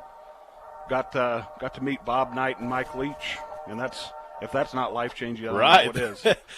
We left. I married a Plainview girl, actually a high school teammate of Jay Northcutt, or classmate of Jay Northcutt's. I was about to say, she was breaking down barriers in the 90s then. No, not a foot. What we're watching right now, that was her thing. Okay. The powerhouse of the Plains. I like it, yeah. We left, wound up in Baton Rouge, Louisiana, where I covered LSU for about 12 and a half years. And got the bug to come home a little bit. We've got a daughter that's a sophomore at Texas Tech. We got back in June of 2018. I took a desk job that drove me crazy. So last February, I launched HubCityPreps.com. It's strictly focuses on high school sports just in Lubbock. So Friendship, Cooper, LISD, and the private schools. We try to spread the love. Of course, football drives the engine. We cover a lot of football, but do a lot with a lot of different sports. I've gotten to meet and rekindle a lot of relationships with folks. A lot of people are still out at Friendship that were there. I knew Bobby Davis, knew Brad Davis. I never covered Chad Reynolds, but I've gotten to know him a little bit from covering baseball with you. You were around in the spring, so it's been great to get to know people again, and we're hoping we can get this to take off. Well, you covered him a little bit. You covered him when he was playing at Texas Tech, I would imagine. That was in your time? I did not. I was not covering baseball at the time. Oh, okay. I focused on high school baseball, so I got to know John Dudley back then, Eric Leger. Sure. Tony Reynolds took over.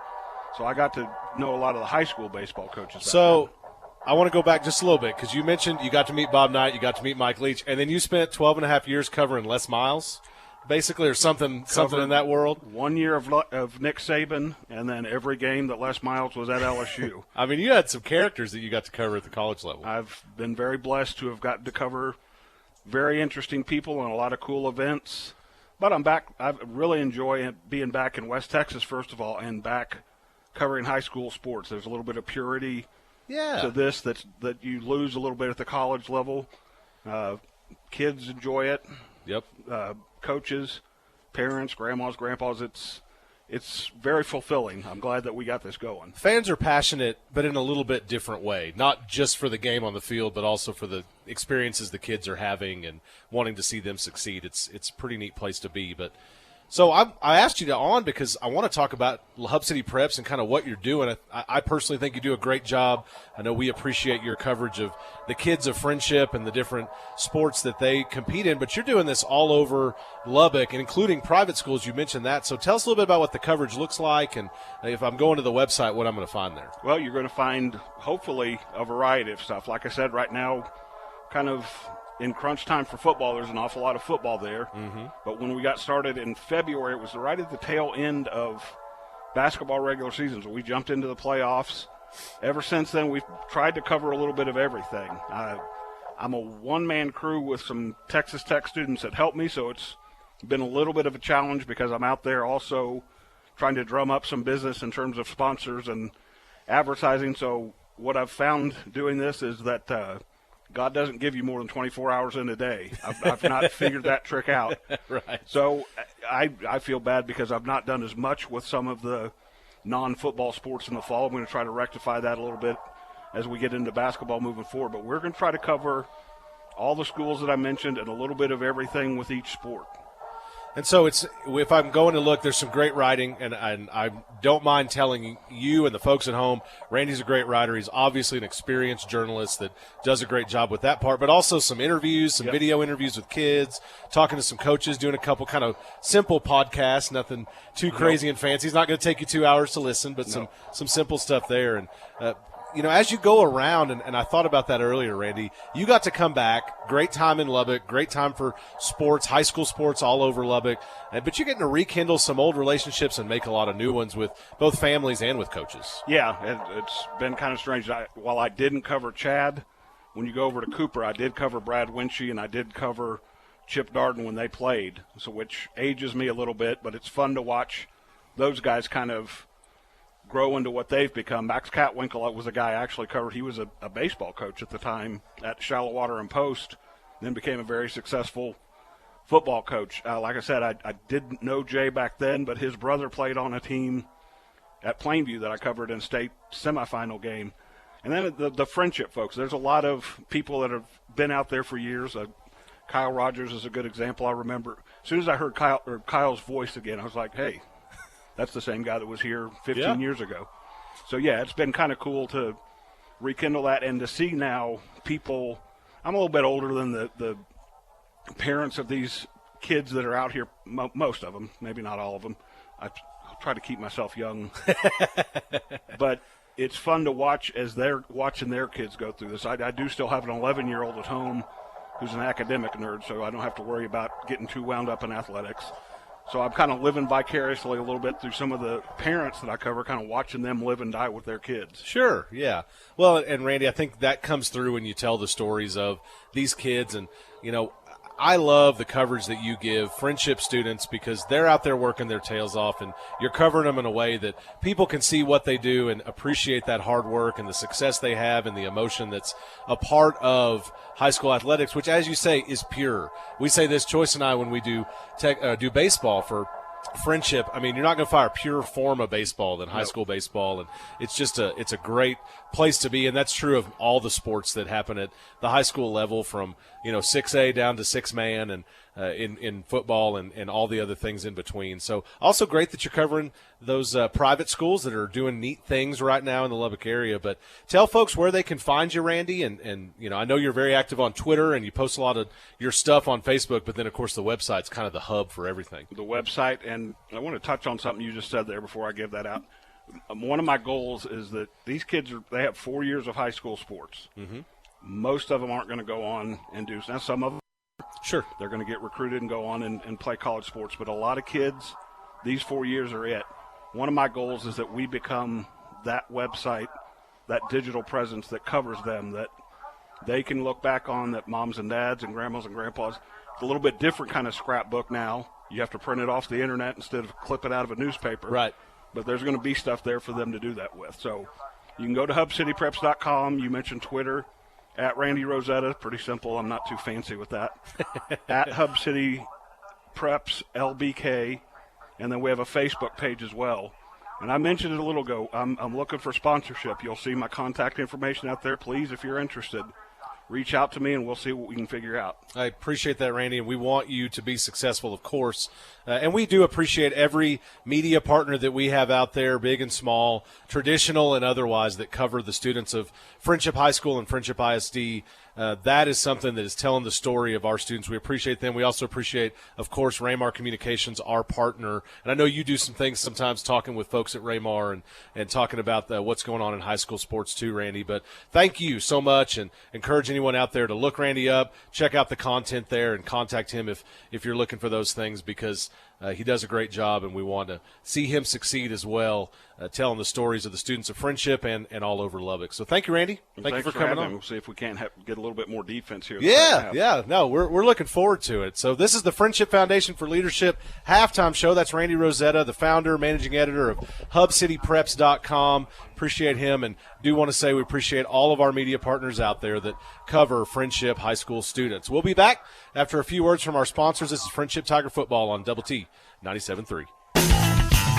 When you need to do some serious hauling, come on over to Lubbock Truck Sales, the truck and trailer specialists. Parts are never a problem. We can source any part for any need, serving the South Plains since 1990. Lubbock Truck Sales supports Texas Tech University and provides equipment transportation for the Red Raider football team and the Going Band from Raiderland. For sales, service, and support, come to Lubbock Truck Sales.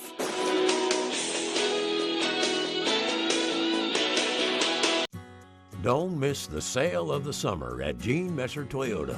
Right now, get 0% APR for 72 months on the new 2019 Toyota Tundra Special Edition Crew Max. Or get 1.9% APR for 60 months on the new 2019 Toyota Tacoma Special Edition Double Cab SR. Gene Messer, business done the right way. 19th and West Loop 289. GeneMesserToyota.com.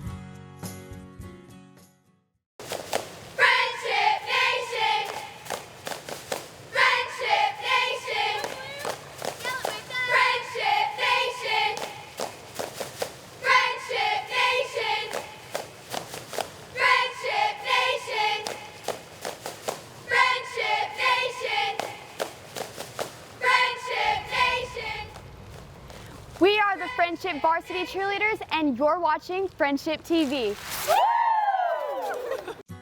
Don't miss the sale of the summer at Gene Messer Toyota. Right now, get 0% APR for 72 months on the new 2019 Toyota Tundra Special Edition Crew Max. Or get 1.9% APR for 60 months on the new 2019 Toyota Tacoma Special Edition Double Cab SR. Gene Messer, business done the right way. 19th and West Loop 289. GeneMesserToyota.com.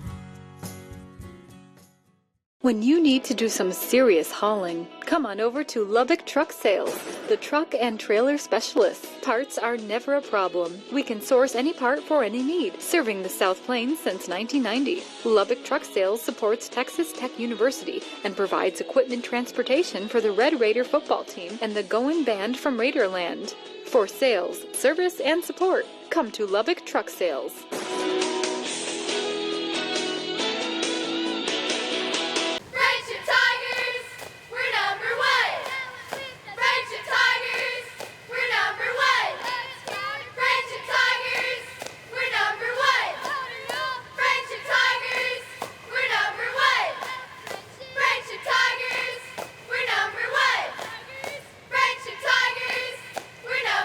We are the Friendship Varsity Cheerleaders, and we're proud to support Friendship ISD. Seek perfection, capture excellence. Your home for play-by-play. Double T 97.3. Welcome back to Dick Bivens Stadium in Amarillo, Texas on a Thursday. The Friendship Tigers currently trailing the Tascosa Rebels by a score of 21-17 as we sit here in the Friendship Foundation for Leadership halftime show. The Friendship Tigers putting together some nice offensive drives as the Tigers scored on each of their first three drives of the ball game. Then had a 3-and-out after that, and then the half came to an end on the last drive before the Tigers could get anything going. But did put up some nice offensive numbers, including 159 total passing yards out of Donovan Smith, who went 8 of 11 in the first half. 2 touchdown passes, one to Cooper Scott for 70 yards. Drew Hokut caught the other one for 34 yards. Hokut leads the way receiving with 5 catches for 83 yards and that touchdown. Scott has 2 catches for 78 yards on the evening, but really haven't got a lot of other receivers involved this evening. Rushing the football, it's been Donovan Smith that has got the bulk share of the load. He has carried it 6 times for 69 yards. So Smith, not typically a running quarterback. He definitely has the ability, but most of the time he's a pass-first quarterback even when he scrambles. But Friendship has called up a few extra runs for him this evening, and he has been successful in doing those. William Bayouth has had a little more trouble running the football. He's only got 4 carries for 12 yards in the first half. Tigers a total of 11 carries for 79 yards. In that first half, Friendship is 3 of 6 on third downs. Tascosa is 4 of 7 on third down attempts and 1 of 1 on fourth down opportunities. So Friendship has got to be able to keep Tascosa in check a little bit better than that area defensively in the second half. For Tascosa, Joseph Plunk has not thrown a pass. Not a joke. We are playing football in 2019, and, well, Tascosa has not attempted a pass in the ball game.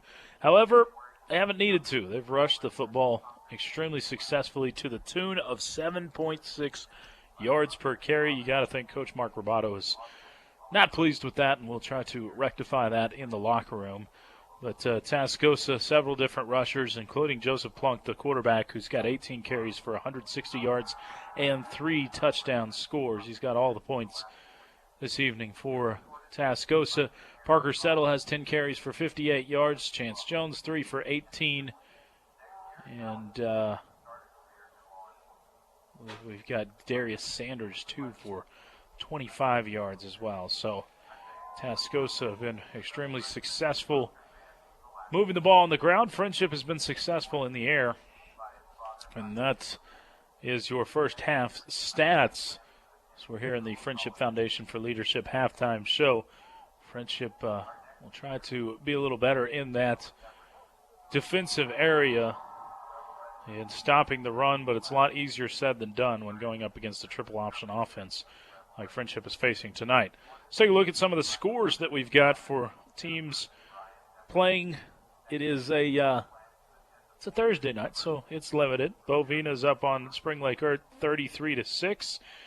Coronado leads the Caprock Longhorns by a score of 14-0 at the half, and those are the only 2 other area games going on this Thursday evening. Of course, from District 2-6A, got a couple of games going on tomorrow night. Odessa High takes on Midland High from Grande Communications Stadium in Midland tomorrow at 7:30, and Permian will host Midland Lee at 7:30 as well tomorrow at Ratliff.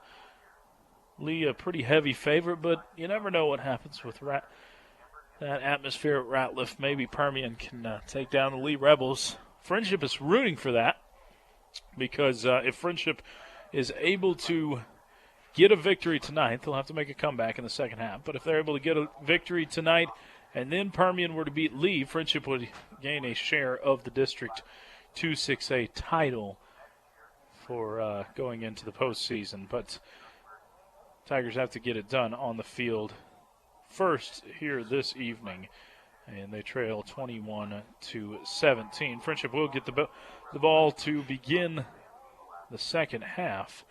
The time of possession, that's one stat we didn't go over. Time of possession has been just absolutely dominated by Tascosa.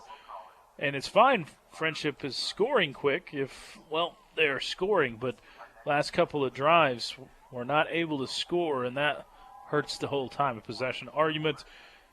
Tascosa has 16 minutes and 18 seconds with the ball. Friendship 7:42 with the football. We'll go ahead and pause, take another break, and be back to give you some second half keys in just a few moments. Once again, Tascosa leading it over Friendship as we play here at Bivens Stadium. 21-17 is our halftime score You're listening to Friendship Tigers football on Lubbock Sports Station, Double T 97.3. When you need to do some serious hauling, come on over to Lubbock Truck Sales, the truck and trailer specialists. Parts are never a problem. We can source any part for any need, serving the South Plains since 1990. Lubbock Truck Sales supports Texas Tech University and provides equipment transportation for the Red Raider football team and the Going Band from Raiderland. For sales, service, and support, come to Lubbock Truck Sales.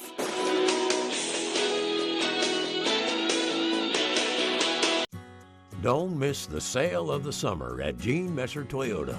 Right now, get 0% APR for 72 months on the new 2019 Toyota Tundra Special Edition Crew Max. Or get 1.9% APR for 60 months on the new 2019 Toyota Tacoma Special Edition Double Cab SR. Gene Messer, business done the right way. 19th and West Loop 289. GeneMesserToyota.com.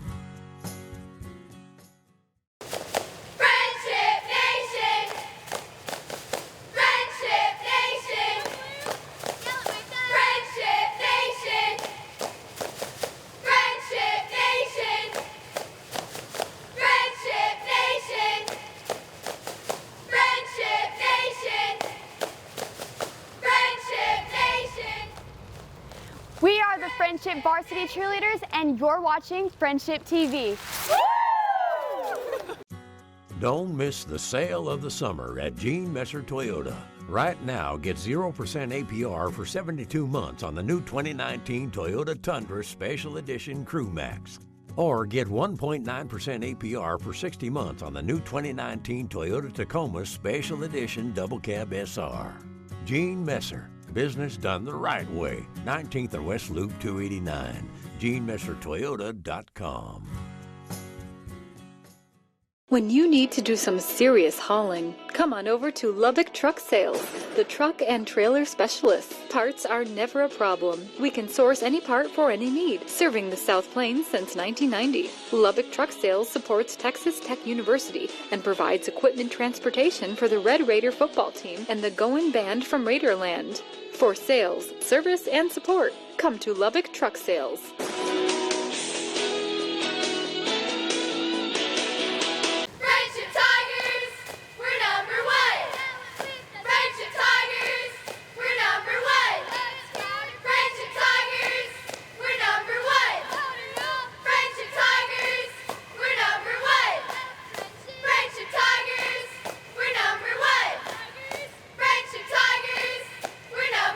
We are the Friendship Varsity Cheerleaders, and we're proud to support Friendship ISD. Seek perfection, capture excellence. Hub City Preps, great website for all sorts of high school coverage around Lubbock. Of course, we'll have our High School Fan Zone Friday night preview show tomorrow. So we're playing on Thursday tonight. We'll have that one previewing the rest of the area games for you on 100.7 The Score tomorrow evening. Andreas Flores and I will. And you can always hear our High School Fan Zone shows on 100.7 The Score, where coaches will join Andreas in the Score studios to talk about their teams. The Friendship Tigers Fan Zone happens at 7 o'clock every Wednesday evening. If you want to tune in for that one, you can always check it out if you miss it up at highschoolfanzone.com.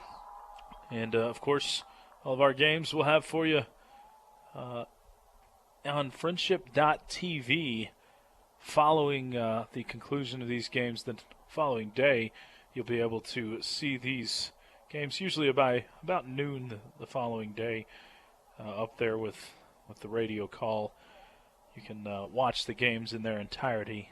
If you weren't able to get out to them, or if you just want to go watch the replay, you can do so there at friendship.tv. And then to wrap it up, every Friday night, we'll have Friday Night Live. That is following the action usually, but tomorrow night it'll just be at 10 o'clock tomorrow to check out there on Double T 97.3 with Nick Long and Mike Roden, who always do a fantastic job of wrapping up all the area scores. And then to cap it off, to finish off your high school sports coverage, Garrett Luft and Casey Loafman do a great job on Saturday morning quarterback every Saturday at 7 a.m. to kick off our Suddenlink Game Day Live coverage before the Texas Tech game happens every Saturday. So we'll have that for you on Saturday morning beginning at 7 o'clock. So plenty of high school coverage all around to keep you in the loop and up to date. And Friendship Tigers want to be on the happy side of that coverage. They'll have to get a little momentum back on their side to start the second half, Mr. Patrick. I'll tell you what, that's some high-quality school district folks helping make things happen at Raymar Communications. Yeah. And I'm not talking about me. I'm talking Shane Langen doing stats over here, principal for Friendship. Casey Loafman, principal for Friendship. Yep. District administrator for Garrett Luft for Lubbock ISD. That's right. That's awesome. Got them sprinkled everywhere. Choice's wife, I'll just go ahead now. Yeah, my wife. Choice's wife works for Friendship. That's great right. teacher at a Friendship Elementary School. Of course she is. Yeah, a great teacher, truly. Yeah, she is truly. a great teacher. So no, it's fun to have a partnership with Raymar, and I appreciate you plugging Friendship TV there too, Choice. That's been a big one, and that's student-led. That's one of the coolest things. Mr. Rush, the media teacher at Friendship High School, and his kiddos put together game film. They have an Inside Friendship TV show. It's a 30-minute show that airs on a Raymar station on the CW, and some other really great content on that website. And importantly also, and this is a legal thing, Friendship now over 10,000 students, and with that comes a state law requiring a district to record their school board meetings. So you can find Friendship ISD Board of Trustee meetings also at friendship.tv. We want to be in compliance with all the laws. That's a good thing. Yeah, absolutely. But it's fun. It's been fun to work out and work with Mr. Rush to make that program happen, and we will continue the coverage into the playoffs and the other things that come along all throughout the year. But appreciate Raymar helping us make that happen. It wouldn't have been possible without him. So thank you, Choice, and your compadres over there at the headquarters. I love being able to do all of that, and then love bringing people high school sports coverage. And just a quick reminder, basketball season right around the corner. We'll have all of the Friendship Tigers basketball games on the docket for you that you can hear right here on Double T 97.3, or if select few will be on Oldies 97.7, but the vast majority will be on Double T 97.3. The Friendship girls basketball team tips off the season tomorrow night right here in this area, and they'll take on the Randall Raiders tomorrow evening. So, and I believe you'll have 3 of those boys and girls games here in the fall before Christmas break, Choice. Those will be big matchups too. Lubbock Cooper, Amarillo High, and Seminole. That's right. If I'm not mistaken. So make sure you hear Mr. Woodman there, play-by-play for both Friendship Tiger basketball and Lady Tiger basketball. There you go. Yeah.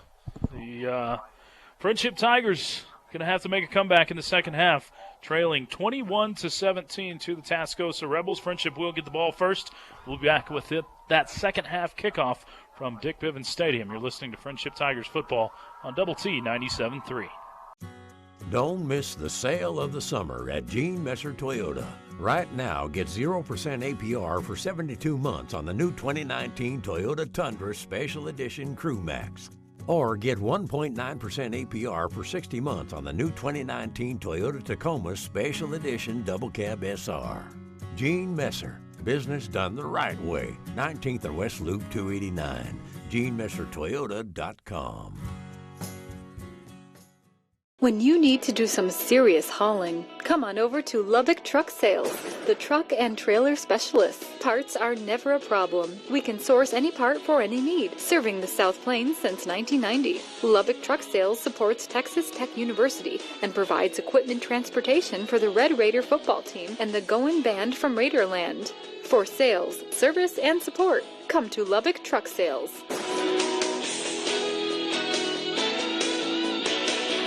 Welcome back to Friendship Tigers football on Double T 97.3 Lubbock Sports Station.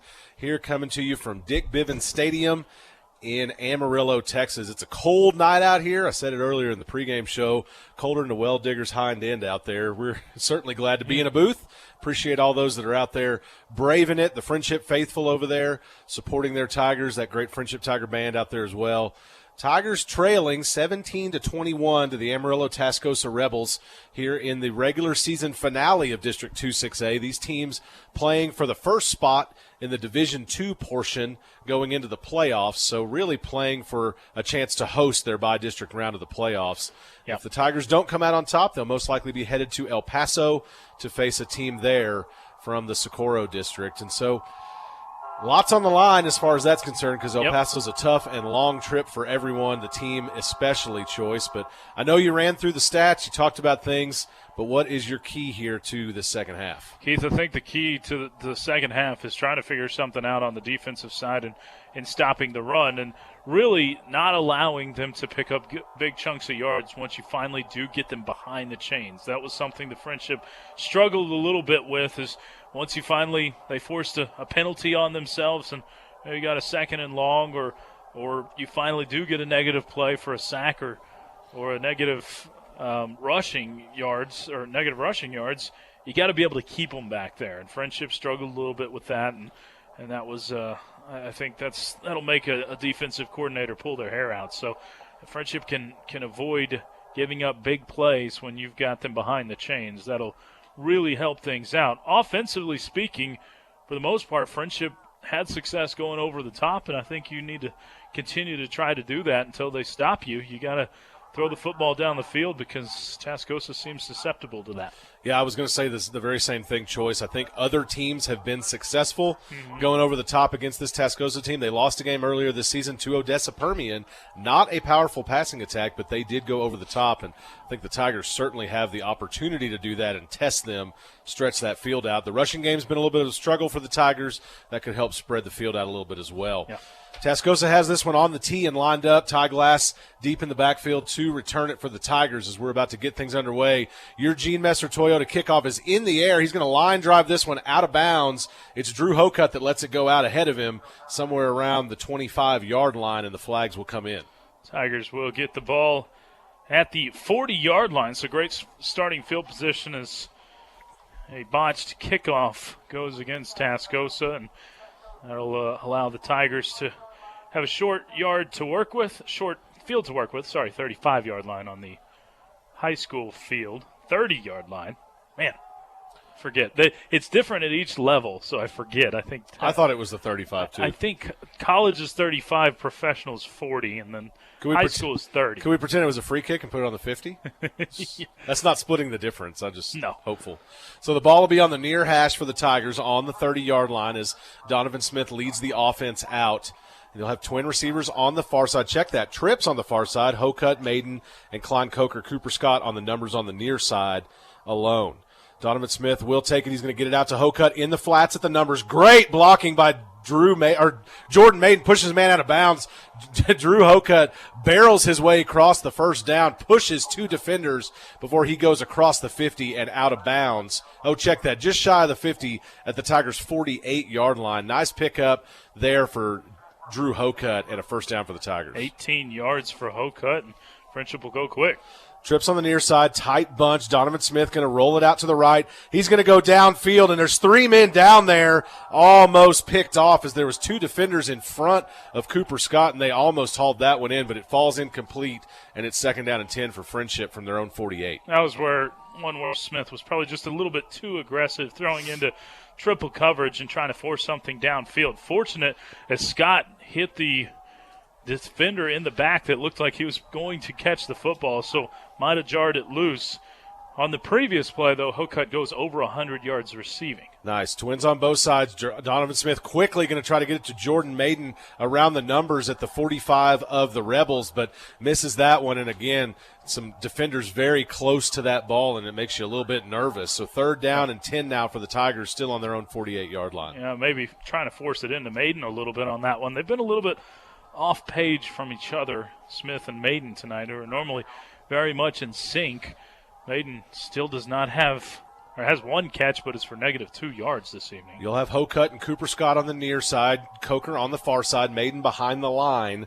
Donovan Smith, of course, in the shotgun. He'll take this one, plenty of time. He'll sling this one to Cooper Scott, who gets end over end. He'll be marked down at the 44-yard line of the Rebels. That'll be 2 yards shy of a first down. So 4th down and 2 for the Tigers now from the Rebels' 44. Probably shorted a spot by about a yard on that one where Scott went up and caught the football and then was driven back in the air. But Tigers look like they're going to go for it on 4th and short. They will. Cooper Scott trots the other side of the field and trips out there. Twin backs in the backfield on either side of Scott. It's Maiden and William Bayouth. Now they'll pop up and look back for the play. Watch out for the draw play here. This has been very successful tonight on these short yardage situations. Friendship has dropped back to passer, shown to pass, and then you see Donovan Smith take it straight up the middle. Maiden in motion out of the backfield, and Donovan Smith will keep it, and the play is whistle dead. That's going to be a timeout there by Friendship.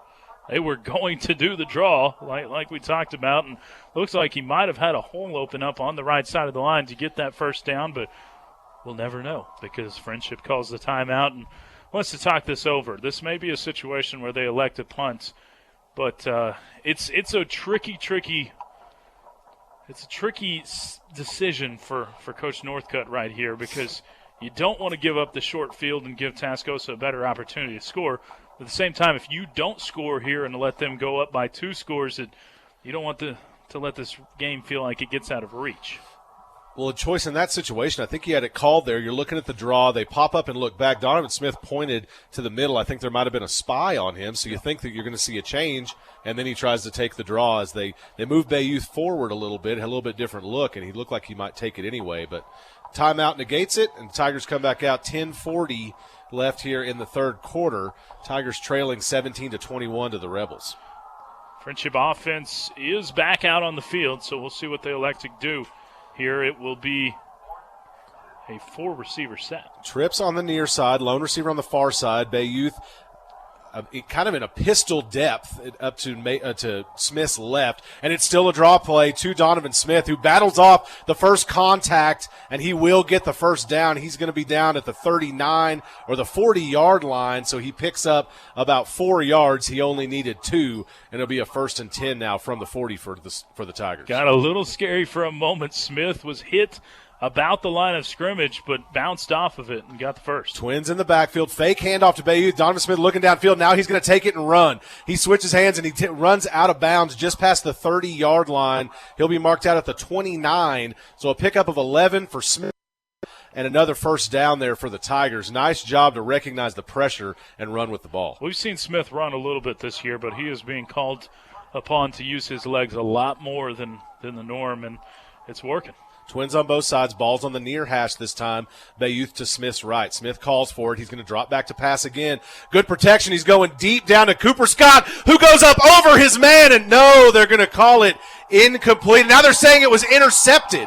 Cooper Scott had the ball in his hands. They came down together, and they're calling an interception, saying that the Rebel player grabbed it as he fell and took it. We're looking at the instant replay. If you watch the replay, now, it pops up when Scott hits the ground and ends up into the hands of the Rebel defender. He had it in his hands for a moment, and then when he hits the ground, Scott kind of let go of it a little bit. And, man, that's a tough one because it looked like Scott went up and made a fantastic play, just couldn't hold on to the football, and then a lucky bounce ends up in the hands for Tascosa. Scott had to go way up and reach over the defender in front of him, and he landed in the end zone. That's where the turnover took place, so that's a touchback for the Rebels, and they'll take over now at the 20-yard line. Unfortunate happening here for the Tigers. Man, that could have been a really fantastic play, and it's just an unfortunate way that it ends. Goes from 6 points to a turnover, and that one is a tough play, but it's one where your defense has got to pick up your offense, and we've seen the two sides of the football work cohesively a lot this season, where if one's struggling, the other one will help. And Tigers defense is going to have to try to get a stop here and give the ball back to the offense. So 10:09 here left in the third quarter. It's 17-21. Tigers trailing the Rebels. The Rebels take over after the interception at the 20-yard line. It's a handoff up the middle immediately to Settle. He doesn't get much of anything. He gets 1 yard on the carry as he's met immediately. Tries to turn around and drive backwards but doesn't get very far. 2nd down and 9 now for the Rebels. Yeah, Settle has been very successful tonight. Prior to that, he was averaging 5.8 yards per carry. So a good stop there. Friendship's going to have to continue to fill those holes on the interior. Ball's in the near hash. Plunk moves under center. He has 3 men in the backfield with him. 2 receivers are split out, not very wide. 1 to the hash, 1 to the numbers. It's a fake handoff to Settle, and Plunk's going to keep it himself. He sheds the first 2 tacklers and jukes out another as a Tiger defender is tackled. Elijah Garcia and Jake Gilbert, check that, Elijah Gomez and Jake Gilbert chase him down near the 50 as a flag comes in near the end of the play. Usually at the end of the play like this, where the guy was tackled usually means a face mask, but I didn't see it. Maybe we've got a hold at the end of the play, and it looks like it will be against Tascosa as they're moving backwards. Well, I did see it's going to be a first down regardless. I did see a Tiger defender in the middle of the field basically get tackled in that sprung plunk. That flag came well after that, but the call either way going against Tascosa. So as you said, Choice, they will have a first down, but the ball will be all the way back at the 35-yard line, so they lose close to 15 on that one. Yeah, I think one thing we're seeing out of Friendship is they're not as sure tackling as we're used to seeing. There's a lot of missed tackles, and you can credit part of that to Tascosa and their elusiveness. Same set on the far hash. It's a handoff. No, it's a keeper again by Plunk. Fake handoff to Settle. Plunk gets it out to the 40-yard line, so a pickup of 5 out to the 41, 9:07 and ticking here in the third quarter. That's second down now, and about 5 left for Tascosa. 2nd and 5, and it's a big set of downs for Friendship, obviously. Plunk, as always, under center. 2 receivers split out this time. Ball's on the far hash. That Tiger box is loaded as it's a fake handoff again to Settle, and Plunk breaks out once again. It's almost like an RP or it's like a read option look as he hands off and pulls it out of the belly of Settle. It's so deceiving, and this time he'll get out to the 46-yard line of Friendship. Another first down for the Rebels. But the difference in it and a read option is there's no time for the defense to react at all. Right. It happens instantaneous. That's 202 yards rushing for Plunk on the evening. Very, very quick to develop out there. Plunk once again. This time it is a handoff to a new running back. He'll be met, and the ball's on the ground. The ball's on the ground, and it's been recovered by the Tigers. Fantastic job to get a paw in there. Robert Hernandez made contact. It looked like Jake Gilbert might have got himself in there. Great job by the Tigers to recover that one and turn this field back over. They'll take over at the 30-yard line. Yeah, Chance Jones, the one who coughs it up, and the Tigers not sure who got on top of it. It was a slew of Tigers in there in the mix, but might have been Case and Brito. I'm not sure. It was just a really impressive play by Friendship. That's the break that the Tigers may have needed on defense, and when you get a turnover, you got to turn it into points. Absolutely. Grab this momentum and own it. You have twin receivers both sides, balls on the far hash on the Tigers' 30-yard line. 8:15 left in the third quarter. Smith's going to draw this one. He's going to grab it. He makes a man miss, cuts another one with a good block, spins out another, and goes across the 40-yard line.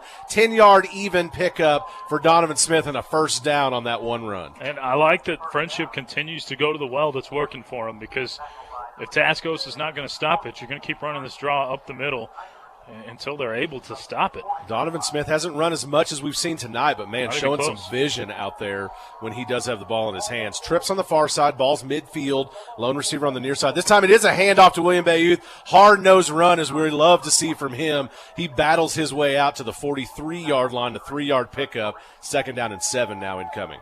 Yeah, a 3-yard pickup, and Donovan Smith on the prior run puts him at 94 yards on the evening on 9 carries. So he's just a little bit away from having 100 yards rushing this evening. So twin receivers, both sides, balls near the near hash. Bayouth in the backfield with Smith.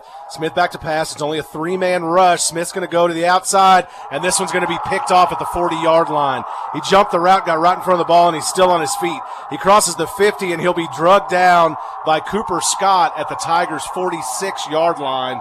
That's Dantrail Gilbreth, who jumps across the route and grabs it in the air. And then now a turnover by the Tigers, and it's right back in the hands of Tascosa in Tiger territory. Yeah, that's one where I think Donovan Smith thinks that they're running a man defense, but it was a zone coverage, and Gilbreth kind of baits Donovan Smith into that throw where he's waiting, watches the eyes of the quarterback, and then jumps the route, as Keith says, at the last second, and I don't think he ever saw him. So Plunk under center, balls on the Tigers' 48-yard line. 1st and 10 from there. Plunk fake handoff to Settle, and Plunk will take it up the middle. He's met by Tristan Laughlin quickly. Laughlin tackled Plunk with his hand on that football. You can tell the Tigers are looking for those turnovers. He'll pick up 5 on the play, and it's 2nd down and 5 now for the Rebels. And that's where they've had the most success by far is when Plunk is running the football. He's averaging 9.4 yards per carry. That is unbelievable. Absolutely. Twin receivers this time on either side. Plunk takes the handoff or takes the snap and hands it off to Settle immediately. Settle will be brought down in a slew of Tigers right at that 38-yard line, and he will most likely have the first down right there. Yep, he's standing on the markers, I think. And there's the signal for the first down. So he picks up 5 yards on that one, and they'll have a new set of downs at the Tigers' 38-yard line. Under 6:30 left now in the third quarter. And this is where the time of possession does start to hurt the Tigers, is just sheerly how long that Tiger defense has been on the field. It's massive. Absolutely. So Plunk under center once again, man in motion in the backfield. Plunk fakes the handoff and keeps it. He'll be met by Robert Hernandez and drugged down from behind by a Tiger defender as well. That was Stefano Sanchez that came in to help. Oh, check that. Evan Barbosa that helped come in and make the tackle. He'll have another big pickup and a first down there, and that was a 10-yard carry for Plunk. 10 yards exactly right at the sticks, and Tascosa just continues to impose their will. They've got a big offensive line, and they're using it. Plunk under center. This time he fakes the handoff to Jones again. He's met immediately by Robert Hernandez, but he gets away from pressure, stiff arms off of Tristan Laughlin. He will ultimately be brought down by several Tiger defenders at the 10-yard line, and now there's a little bit of some fired-up attitudes in there. Also saw Brady Wolf is actually in the Tiger secondary, came in to help on that tackle as well. But another first down, now 1st and 10 from the 10. It's another one of those situations where you really want to keep them to a field goal attempt. And I said the 10-yard line there, Choice. That's my mistake. They're at the 7-yard line, so 1st and goal from the 7 for the Rebels. Rebels certainly not going nearly as quick as they were earlier in the first half as well. Plunk under center. This time it's going to be just a pure keeper, no fake handoff. He bounces off his own man, and he'll be knocked down short of the goal line.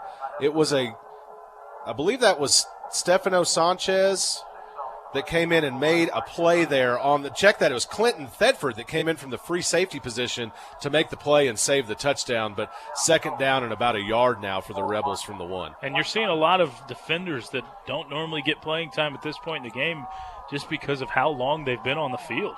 Yeah, got to give some breathers out there.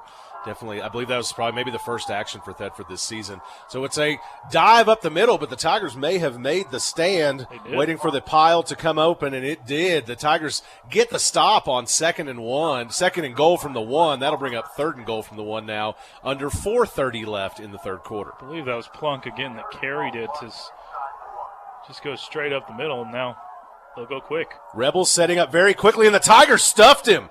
They stopped him at the goal line, but we have a flag on the near side of the field from the side judge, and you're probably going to see offsides as a Tiger defender was running in very late and may not have lined up correctly. I'm not sure that Tascosa ever set completely, and that could be a formation penalty. Now, we are going to get – I would like to see the replay of that because I'm not sure they came completely set before the play. But they were trying to go quickly as Tigers were running on substitutions. However, this isn't an automatic first down, so you're just moving the ball basically a half a football length closer to the goal line. It's going to stay at 3rd down, though. It was already pretty tight, so it's not moving more than a couple of inches. 4:11 left in the third quarter. Tigers trailing at 17-21 to Tascosa. Looking for a second goal line stand here. 3rd down and inches from near the goal line. Plunk this time is going to try to batter through, and he has a rear blocker who doesn't block for him but falls on his back and drives him into the end zone. So it'll be a touchdown Tascosa with 3:57 left in the third quarter. And Parker Settle just gets it on the dive very quickly to the left side. It's actually Plunk, their choice. Okay. The Tigers, man, they have been brutally hammered up front, and it doesn't seem like it's getting any easier for them on the defensive line. Yeah, it's been tough out there for sure. Extra point incoming here with the Tigers, with the Rebels up 10. The snap is back to the holder. It's down. The kick is up. And it is good. So with 3:57 left in the third quarter, the Tigers trail it 17-28 to the Amarillo Tascosa Rebels here on the road.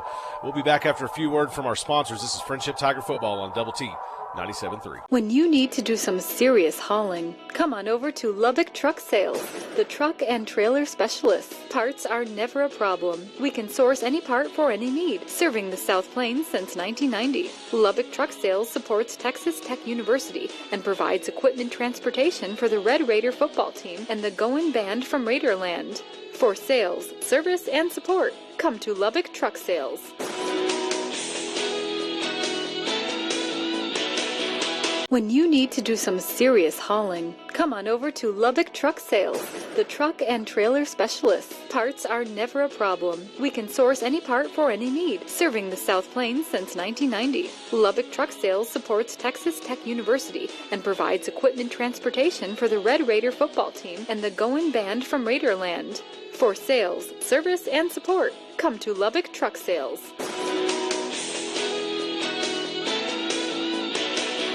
T97.3, Lubbock Sports Station.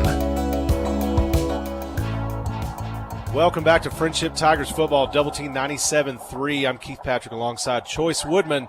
Your Gene Messer Toyota kickoff goes to the up man, Brady Wolf, who fair catches it at the 19-yard line, and the Tigers will take over after that. 3:57 left in this third quarter. Tigers trail it 11 to the Amarillo Tascosa Rebels, 17-28. Definitely need to see something get rolling on offense here for the Tigers. We do, as the Tascosa Rebels go 7 plays, 48 yards, 3:12 off the clock, and Joseph Plunk, his 4th touchdown of the game, this one from 1 yard out. Tascosa with the lead, as Keith mentioned. They have got each of the last 3 scores in this game. Trips on the far side. Donovan Smith's going to keep it himself on the draw play. He barely gets across the line of scrimmage. He'll pick up 1 yard on the rush as his legs are taken out as he tries to find a hole and cut up field. That was one that hasn't been the typical draw play we've seen that goes straight up the gut tonight for the Tigers. And one of the reasons the up the middle works a little bit better is because L.B. Moore is on the outside. Ball on the far hash. Donovan Smith back to pass. He tries to go to Drew Hocutt midfield, but throws it behind Hocutt. Hocutt tries to lay out for it, but it's out of his reach. So that one falls incomplete, bringing up 3rd down and 9 for the Tigers. I think what we're seeing out of Smith is just kind of some anxiety where he's trying to do a little bit too much with his arm in this second half. He was extremely sharp and crisp in the first half of the game, but the last few throws out of him have been a little bit off the mark. Twins on both sides. Ball on the far hash. Smith back to pass again. Good protection. Now he's going to pull it down and run. He's got blockers out there. He bounces around his blockers and is brought down from behind across the 30-yard line. He'll get out to the 32. That's a pickup of about 5 yards for him, but not enough for the first down. So the Tigers will have a 4th down and 3, and they're going to opt to punt. Second three and out of the game for Friendship, and it couldn't have come at much worse of a time as your defense is already breathing heavy and trying to catch their breaths. So Cage Jones awaits the snap. It's a low one, but he handles it well and booms it downfield, and he's going to have a fair catch back here. It takes a Friendship bounce and rolls down about 5 extra yards. Check that, almost 10 extra yards. This ball will come to rest at the 7-yard line, so the Tigers defense will come out to take over there and face off with the Rebels deep in their own territory. They're trailing at 17-28 with 2:37 left in the third quarter. I think that is going to be a punt of, I'm trying to do math on the fly, Keith, so this could get bad. I'm getting 61 yards. Nice. I think so. No, I didn't do the math in my head, Shane. I just banked on you. All right, 1st and 10 from the 7-yard line for the Rebels. 2:37 left in this third quarter. Plunk under center, and it is a handoff to Settle this time, who has room to run. He's brought down by Colton Anderson and others out at the 15-yard line, so a pickup of 8 for Settle, and the Rebels will have a short field on 2nd down. The Tiger defense, I think I've said this over and over. I feel like a broken record, Keith, but they've got to get a stop on this drive to really feel like they've got a chance left in this ball game because of how much time that Tascosa is just drenching off the clock. Absolutely. I totally agree with you, Choice. They have the control 100%. So fake handoff to Settle, and now a counter as Plunk goes outside. He's going to bounce out into the secondary. He'll be drugged down ultimately by Thetford and check that, Elijah Garcia and Stefano Sanchez, but not before he picks up the first down and much more. A 10-yard run for Plunk, and he's out to the 35-yard line. Keith, I think one of the more impressive things about Plunk himself is his ability to just hold on to the football. The ball security, when he gets down the field, he's even stronger with the football because he's taking some shots, but still holding on tight. 5'10", 170-pound senior, and you're right. He runs bigger and stronger than that, but also just shifty out there and does hold on well. So it is a handoff this time, but the ball carrier will be brought I don't even know where the ball is. I'm completely lost. I believe ball carrier comes down at check. I'm sorry, on the 2-yard carry. Yeah, there you go. And I'm seeing the Tigers saying they recovered something, and officials are going to talk about if the ball was out or not. Yeah, that's what they're talking about. I think it's hard to tell. It's a jumbled mess in there. We're trying to see a replay. I don't think we're going to get one. No, it's probably not the right time. I actually think it's going to end up being about a loss of a yard or so. We had one guy spotted 2 yards ahead of the line of scrimmage. I don't think the officials knew who had the football on that play. I think there were two different guys looking for the ball. The other official has spotted it at the line of scrimmage. Coach Northcutt looks very upset. He's having a conversation with the referee, and he is really angry out there. Coach Kirkpatrick and Roboto are with him. I think that Coach Northcutt did know who had the ball and saw that ball came loose. Coach Northcutt is angrier than I've ever seen him on a football field. I seriously think the officials didn't know where the football was. I don't think they saw it hit the turf ever, and Tigers felt like they came up with a fumble on that play. And now there's going to be a flag on Coach Northcutt, a personal foul, I believe, from the side judge. And you almost never see that. You have to say a lot or get a lot to receive that foul. But or you have to be in Amarillo. That's probably it. Well, anytime, if you listen to us and anytime we talk with Coach Northcutt, he's a very even-keel guy. But for him to get that fired up, and coming in Amarillo, you're going to have some calls that you don't like, but that had to be a pretty egregious one for him to be as fired up as he is. Now, the White Hat's talking to the official that threw the flag and probably saying, you don't throw this flag unless it is extreme. But they're going to go ahead and, we're getting an explanation, so they may be waving this flag off, which I think they are. I think the White Hat's coming in and saying, look, you need to let him vent a little bit because there's a chance that he could be right. And I think generally you give a pretty long leash to a head coach on the sideline and let him be. But I don't know. Maybe we will get a foul. We're still waiting on the official signal.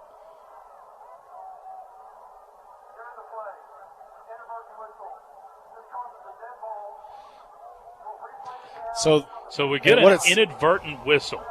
So what it sounds like happened, the ball was on the ground. The Tigers did recover it, but the inadvertent whistle caused a dead ball and negated the play. Which is a terrible moment for an inadvertent whistle. And I think that's why he told them to wave the flag off, because it is a mistake on the officials. So they're not going to penalize the Tigers twice. Okay, so first down and 10 from the 35-yard line of the Rebels as they prepare to run once again here. Plunk under center, and it is a handoff to settle up the middle. He tries to shed the first tackler, but is brought down. He has a pickup of 5 yards out to the 40, second down and 5 incoming for the Rebels. My goodness, we know about phantom flags, but a phantom whistle is one we haven't seen. That is a bad time there to have that happen and negate. I mean, there's really no worse time to negate a turnover for a team that's down at the end of the third quarter. Yeah, it's awful to have that inadvertent whistle in that point, but I mean they handled it the way they were supposed to technically. 2 receivers this time. Plunk will be met immediately. A keeper for him after the fake handoff. He'll pick up 2 as Barbosa, Douglas, and Brito bring him down, but now third down and 3 incoming. Third down and 2 incoming. Check that as the move over with a new spot for the Rebels. 52 carries for 403 yards on the evening for Tascosa. They have been efficient. Guess what? Still haven't attempted a pass. They haven't needed to. If you're going to run the triple option, you have to do it well, and the Tascosa Rebels do it very well. They're going to take this one down to the quarter. They don't have to run another play, and I think that's going to be it for the third. So Coach Plunk will let this one run down, and as the third quarter ends, the Tigers still trail it by 11, 17-28 to the Tascosa Rebels here at Dick Bivens Stadium in Amarillo, Texas. We'll take a break, and we'll be back after a word from our sponsors. This is Friendship Tiger Football on Double T. When you need to do some serious hauling, come on over to Lubbock Truck Sales, the truck and trailer specialists. Parts are never a problem. We can source any part for any need, serving the South Plains since 1990. Lubbock Truck Sales supports Texas Tech University and provides equipment transportation for the Red Raider football team and the Going Band from Raiderland. For sales, service, and support, come to Lubbock Truck Sales.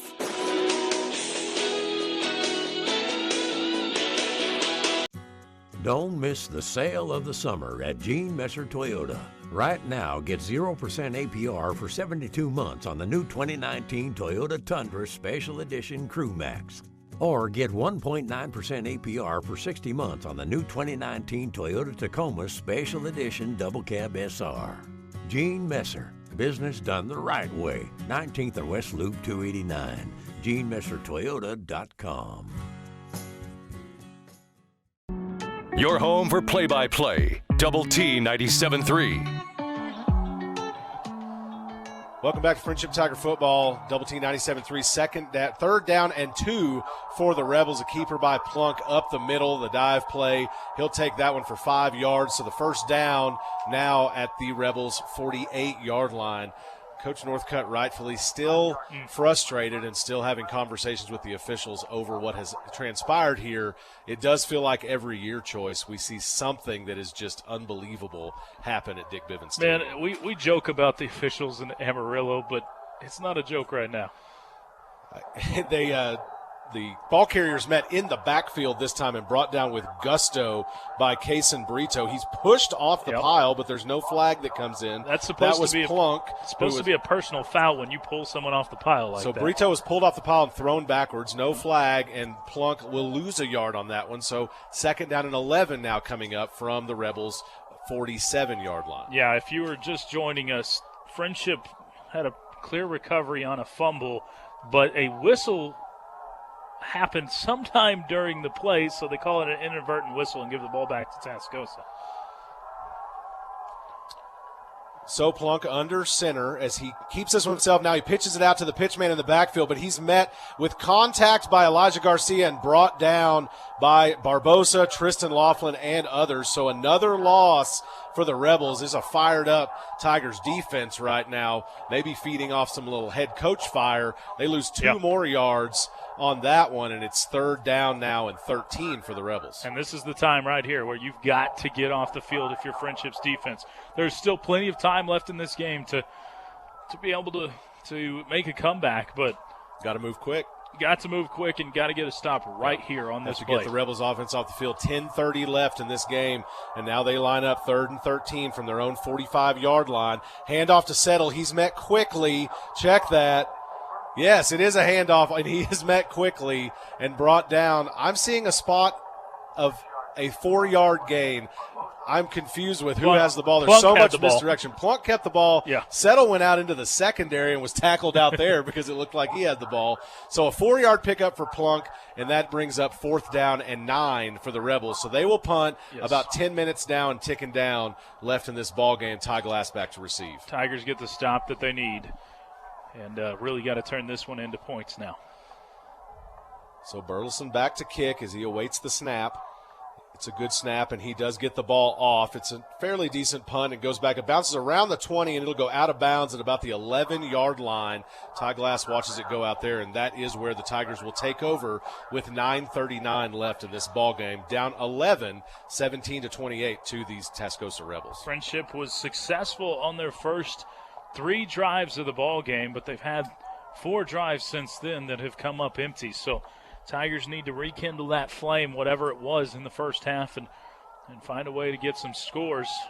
Where they were really successful was going over the top. Haven't been as successful there in the second half. Bunch trips on the near side, balls on the far hash. It's a fake handoff to William Bayouth and a keeper by Donovan Smith, who barrels across to the 15-yard line. So a pickup of 4 and second down and 6 incoming now for the Tigers.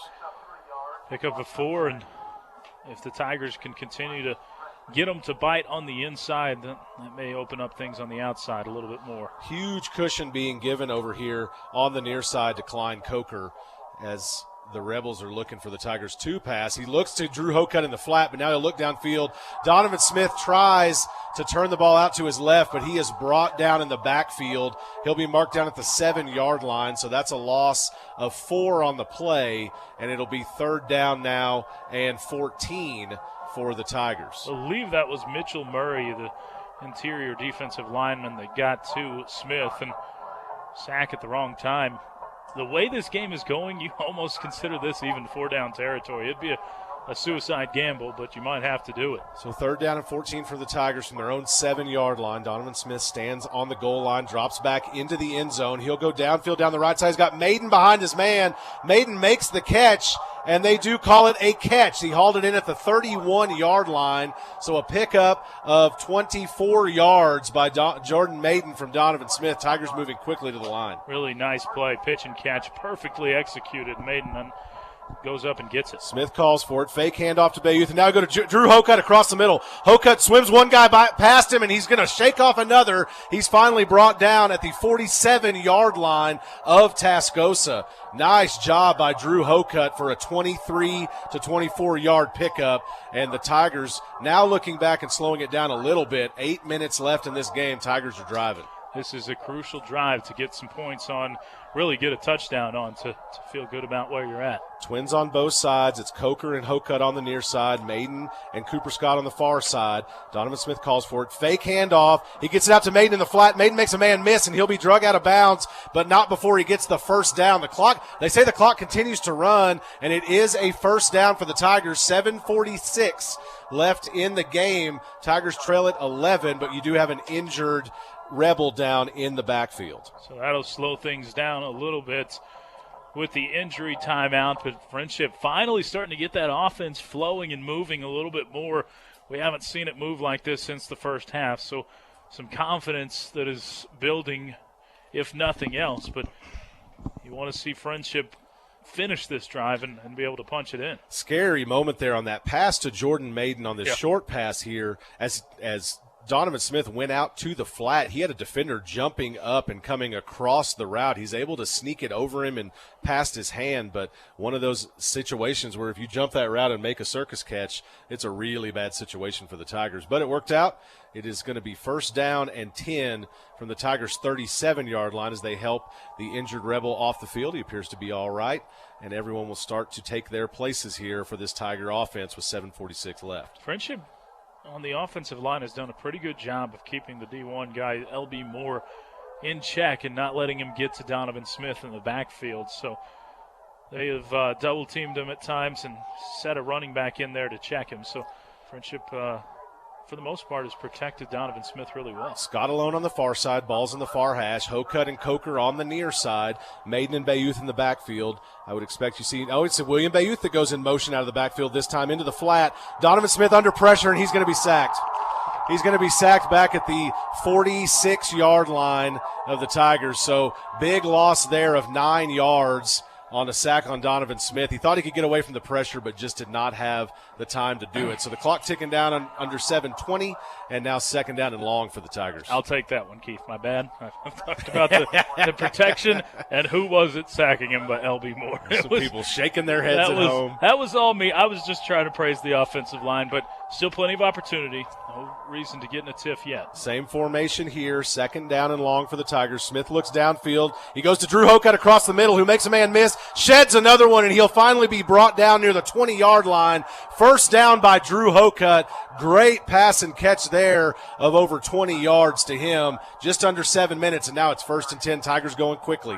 2 on the near side, 1 on the far. Smith back. Plenty of time, and now he's going to tuck it and run. He's got a wide open near side. He's going to go up, make a man miss, and then stutter step his way out of bounds. He'll be marked out near the 5-yard line. Donovan Smith, another great pickup, this time of about 16 yards, and he's down first and goal at the 4. First and goal at the 4, and Donovan Smith once again flashing the legs and showing what he can do, up over 100 yards rushing with that one. So he's got 104 on the evening after the 16-yard carry. Maiden in motion out of the backfield, and it's a keeper for Smith. They brought a man around, but they're not going to get to him. Donovan Smith gets plowed into the end zone, and that's a touchdown, Tigers. Nice job there, Donovan Smith. No hesitation, just plowed his way forward. It was actually a defender that pushes him in. Touchdown for Donovan Smith from 4 yards out, and the Tigers trail it now only by 5, 23-28, with an extra point from Cage Jones incoming. The Tigers are going to go for 2. Yeah, I was about to say, check that. There's going to be going for 2 as the offense is still out. Yeah, this is the right call. This is by the book what you do in this situation. 28-23, an extra point doesn't do a whole lot for you. So it's Cooper Scott on the near side. It's Drew Hocutt and Maiden on the far side. Now Hocutt in motion coming across the back. Donovan Smith back to pass. He rolls out to his right a little bit, and he'll go outside to Klein Coker. The defender got there at the same time. It looks like Coker made the catch, and they're going to say it's incomplete. The defender comes up with the ball, But it looked like Coker had it. They really got the ball in their hands at the same time. Unfortunate incompletion there on the 2-point conversion. The replay is a little grainy. Not sure if we're going to get much from it, but Tigers will continue to trail 23-28, 6:35 left in this one. Yeah, I really like the 2-point conversion play call there, as we'll keep it here. Sure. But I think that Donovan Smith didn't see the backside defender coming, and he just put a little bit too much air on it. If he puts that more on the line, then it's an easy 2-point conversion. But not too bad. I mean, it's the difference in 3 and 5 points, obviously, in the deficit. But Friendship still got plenty of opportunities. 6:35. Now you've got to do something as a defense that you've struggled with a little bit tonight, and that's get a stop and not let them pick up a whole lot of first downs. Yeah, Donovan Smith was really selling that rollout to the right to get the defense to bite on him, but when he threw it back across his body, he was a little bit off balance, and ball flew just a little bit. And you're right, Choice, a little bit more on a rope, and you probably had that with Coach Northcutt and I talked about it this week. You don't pull the Philly special out again, but he said he had a couple of 2-point conversions in his pocket that they had worked on. So unfortunate there, but Tigers trail it by only 5 as Cage Jones lines up for your Gene Messer Toyota kickoff. I would expect we will see something a little different here, and he will squib it to an up man at the 30. They call fair catch immediately, and he takes a knee to make sure it is down, and he was right at about the 29-yard line where the Rebels will take over. He didn't want to get hit. The Friendship Tigers go 9 plays to finally break the scoring drought. 89 yards on the drive, 3:04 off the clock, and Donovan Smith finds the end zone from 4 yards out. He has accounted for every Tiger touchdown thus far this evening, 2 passing and 1 rushing. Tigers trail it by 5, 28-23. So Plunk under center as always, and it's a handoff this time. No, it's a keeper by Plunk. He's met in the backfield, and then he ultimately bounces forward for about 3 yards as he's drugged down by Barbosa and Brito. He actually wasn't met in the backfield. He actually bounced off of one of his own blockers and bounced around him forward for about a 3-yard pickup. It is so difficult to bring him down for any sort of negative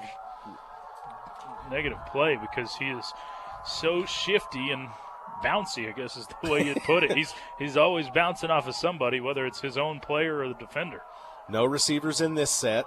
Taking all the time in the world, down to about 10 seconds on the play clock now. Plunk gets under center, man in motion. Plunk's going to keep this one and roll around the right side. He's drugged down with a nice tackle around the legs by Colton Anderson. He'll pick up another 4 on this one, and it'll be 3rd down and 3 incoming for the Rebels with just under 6 minutes left in this game. If I'm Friendship here, I'm absolutely selling out on the run, completely selling out. We've seen them pitch it to the outside a few times, but you kind of have to go all in at this point to try to stop this run and get the offense, get Tascosa's offense off the field. The crowd that's braving the cold out there is certainly getting a show, Choice, and the Rebels line up again down to about 8 seconds left on the play clock. Plunk still taking his time. Now he's under center, man in motion. Plunk keeps this one and rolls out to the right again. He will fall forward past the 40 to the 42.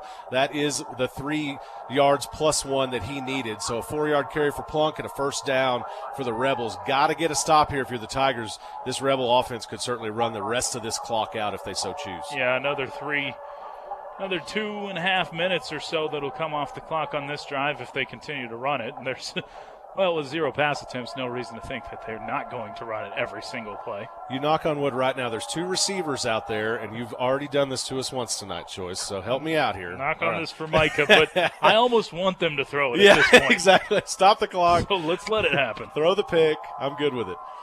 Plunk under center, 2 receivers, ball's on the near hash. It is going to be a keeper with Settle trying to help him move forward. He'll get down to the 30, check that, to the 45-yard line of Tascosa. So that's a pickup of 3, bringing up 2nd down and 7. One thing to watch is Tascosa's getting a little bit dangerous with their motion before the play. They put 2 guys in motion at the same time and didn't come completely set. Should have been an illegal procedure penalty on that one. Joseph Plunk is now at 302 yards for rushing this evening. My goodness. 36 carries.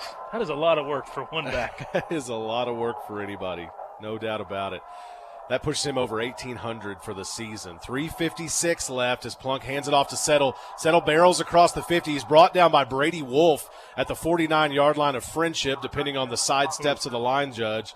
And it's very near a 1st down, but not quite there. So 3rd down and inches potentially, and now he's given himself another half Good yard miss. and now another half yard Very on the favorable spot. spots. My goodness. This moved up. I'll tell you, where he was stuck was the 41-yard line and moved backwards. Or excuse me, the 49-yard line and moved backwards. And they just continued to move over and over to give the spot. There's a first down now for the Rebels. He was hit, as Choice said, at the 49-yard line of Friendship and pushed back over the 50. The spot moved from the 49 a half a yard at a time until he had a first down. That is ridiculous. And I mean the spot moved as we watched the line judge sidestep a half a yard at a time. Entire time. When they watch this on film, Coach Northcutt should be furious. And what's ridiculous is the white hat was right in the middle at the ball and didn't seem to mind one bit. So now a handoff by Plunk. Check that, a keeper by him down to the 45-yard line. 3-yard pickup as the clock ticks down under 3:30 now in this ball game. Rebels now have a 2nd down and 7 incoming. It's just silly to see that, but hey, we talk about it all the time. You come up here to Amarillo, it's kind of spotting 10 points coming on the road here because it is as biased as you're going to see any officiating crews at the high school level. It's very frustrating, Choice, and I don't want to be unprofessional talking about it. No, but and we do say funny things about it, a little tongue-in-cheek, and then you see it happen in front of you, and it is rough. very frustrating. Tigers got a completely botched turnover tonight that went against them. Ball's in the near hash. The handoff to Settle, who is brought down after about a 2.5-yard gain. It'll be marked down at the 42-yard line, so make that a 3-yard gain, and now 3rd down and 4 coming up for the Rebels. About 2:30 left in this game at this point. Mathematically, the Tigers still have 2 timeouts left, but you almost have to get the stop on this 3rd down to finish it. 100%, 2 receivers, ball's on the near hash. Men in motion, and now you're going to have, not sure, I don't know if we're going to have offsides. Should have been a false start on the right guard. Yes. But I don't think they're going to call it. The right guard flinched. So the right guard flinches, bringing Kaysen Brito through the line, and they call the offsides on Friendship. That's a first down for the Rebels with 2:20 left, and that is an absolutely ridiculous call. No doubt about it. You just can't get away from it. We're not going to show the replay, but right guard flinches. Brito goes straight through the right guard, and he gets called for the neutral zone infraction. So that first down likely to finish it off. 2:06 left in this one for the Rebels. Tigers trail it by 5. It's first down and 10 from the 37-yard line of Friendship. Plunk will take this one himself around the left side. Behind his lead blocker, he's drugged down ultimately by Brady Wolf and Colton Anderson. As you said, Choice, though, that's very close to a first down again. Have no reason to think they wouldn't give it to him. And it's 1:52 left in this game, and now you'll have a timeout. I think they did leave him just short of the first down. Nope, they went there ahead and gave it to him. He was still a half yard short, but they waved him over to move the sticks. The timeout kind of just for kicks and giggles, because I'm not good at math, but I'm pretty sure that you don't really have a chance. Well, Choice, last year, if folks recall, when Friendship was here for Amarillo High, if I believe I'm correct, really an unusual play at the end of the first half. The clock doesn't run as the quarterback runs around and scrambles, but then he's sacked and the ball comes loose. The Tigers recover it, and instead of the Tigers having about 15 or 20 seconds to work with before the half, they run the clock out and send everybody to halftime. I forgot about that. Even the people on either side of us from Amarillo had no idea what to think about that one. So it's not like we haven't seen some of this before. 1:52 left in the game, first down and 10 from the 27-yard line of Friendship. Plunk, once again, he's just taking it around that left side. He's going to break loose. He'll be drugged down. Check that. They will give him a touchdown as he falls into the end zone after contact. 1:44 left in the game. The Rebels are going to tack on 6 more. They'll lead the Tigers 34-23 with an extra point incoming. Well, if there's any sort of player of the week honors, Joseph Plunk definitely deserves those. That's his 5th touchdown on the night, and he's got well over 300 yards rushing. I don't think the Tigers were trying to let him score, but Tacosa could have run the clock out. Now, Friendship, if they can go score and get an onside, they could still have a chance. It's a shot in the dark, but the almost a better thing that Tascosa scores if Friendship wants any chance. Tascosa's going to go for the 2-point conversion here, and they are going to get it on a rush by Plunk. Not a dive, but off of the left tackle. So they will lead it 36-23 over the Tigers. 1:44 remaining in this one. Tigers will still have a little time to work with and maybe make a little magic happen. This is Friendship Tiger Football on Double T 97.3. Don't miss the sale of the summer at Gene Messer Toyota. Right now, get 0% APR for 72 months on the new 2019 Toyota Tundra Special Edition Crew Max. Or get 1.9% APR for 60 months on the new 2019 Toyota Tacoma Special Edition Double Cab SR. Gene Messer, business done the right way. 19th and West Loop 289. GeneMesserToyota.com. When you need to do some serious hauling, come on over to Lubbock Truck Sales, the truck and trailer specialists. Parts are never a problem. We can source any part for any need, serving the South Plains since 1990. Lubbock Truck Sales supports Texas Tech University and provides equipment transportation for the Red Raider football team and the Goin' Band from Raiderland. For sales, service, and support, come to Lubbock Truck Sales.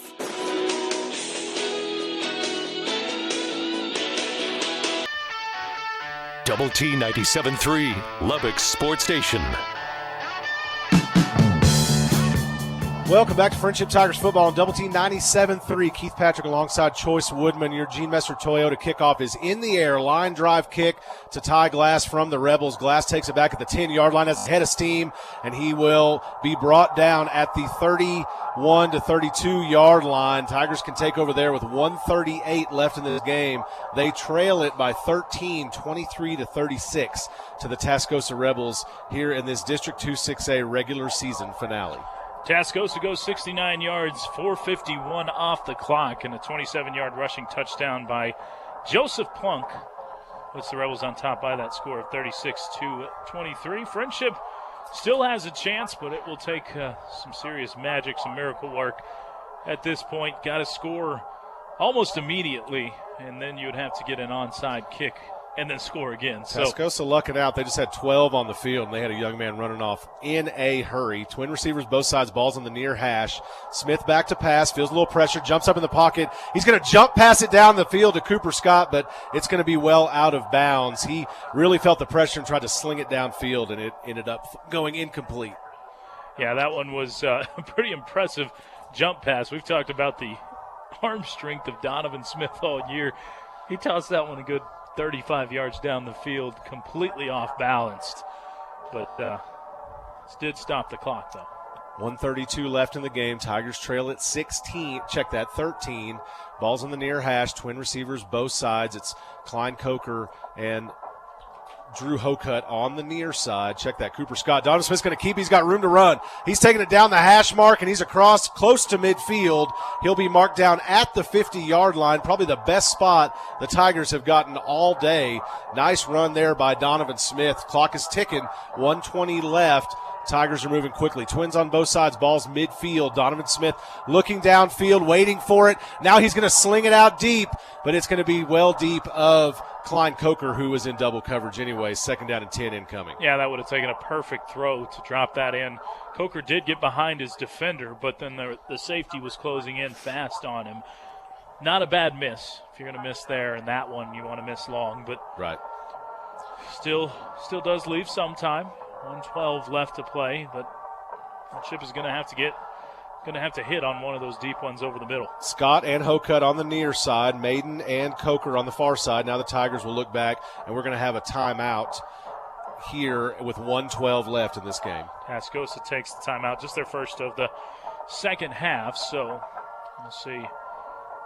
The Tigers try to draw something special up. Wouldn't mind seeing a little hook and ladder here, just get a little trickeration. Get Billy Bob involved, Billy maybe? Bob, yeah, no. I think that what you're going to see right here is taking more shots over the middle, or even another draw by Donovan Smith. It obviously stops the clock, so you got to be careful with those going on the ground. But Friendship is still getting behind the defense, even though Tascosa should be playing prevent right now. They're still finding ways to get behind the defense because of so much speed in that receiving core between Maiden, Coker, Hokut and Cooper Scott. Coker and Hokut on the near side, Maiden and Scott on the far side. Bayouth out to Smith's right, ball's right on the 50. It's 2nd down and 10 for the Tigers, 1:12 left.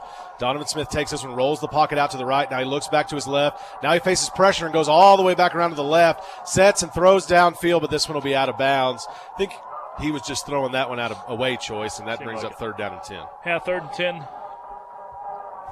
You saw a smart decision by Donovan Smith. You don't want to take your gamble and try to throw too close to the defense yet, but Friendship struggling a little bit more with the pass rush as of late. It was a long game with a lot of solid athletes out there. There's a D1 athlete on the end of that defensive line that you talked about as well. Yep. Trips on the near side, lone receiver on the far side. It is Cooper Scott, and now the Tigers will look back for a play. There's 1:04 left. Clock is, of course, stopped at the moment. William Bayouth in motion out into the flats. Donovan Smith's going to pull this one down and keep it. He's bouncing out looking for somewhere to go, but there's not a whole lot doing. He'll be hit pretty hard in the shoulder on his way out of bounds and end up losing a yard on the play. Lost a yard. Smith now at 128 yards on 18 carries this evening, so he's had a really nice night rushing the football, but this is a 4th down where obviously it all comes down to this if Friendship wants to keep the game alive. 57 seconds left in the game. That's Donovan Smith's second 100-plus yard rushing performance. Trips on the near side, balls on the far hash. Smith's going to drop back and look downfield. He is going downfield to Cooper Scott, who gets up off the ground and makes – they're saying it's incomplete. They are saying Cooper Scott did not catch that ball in bounds. He caught it in bounds and walked out. They're saying he was juggling it on his way out of bounds. It would have been a 1st down at the 38-yard line, and they're saying it's a turnover on downs. Now Coach Northcutt's going to get out and argue with the official on this one.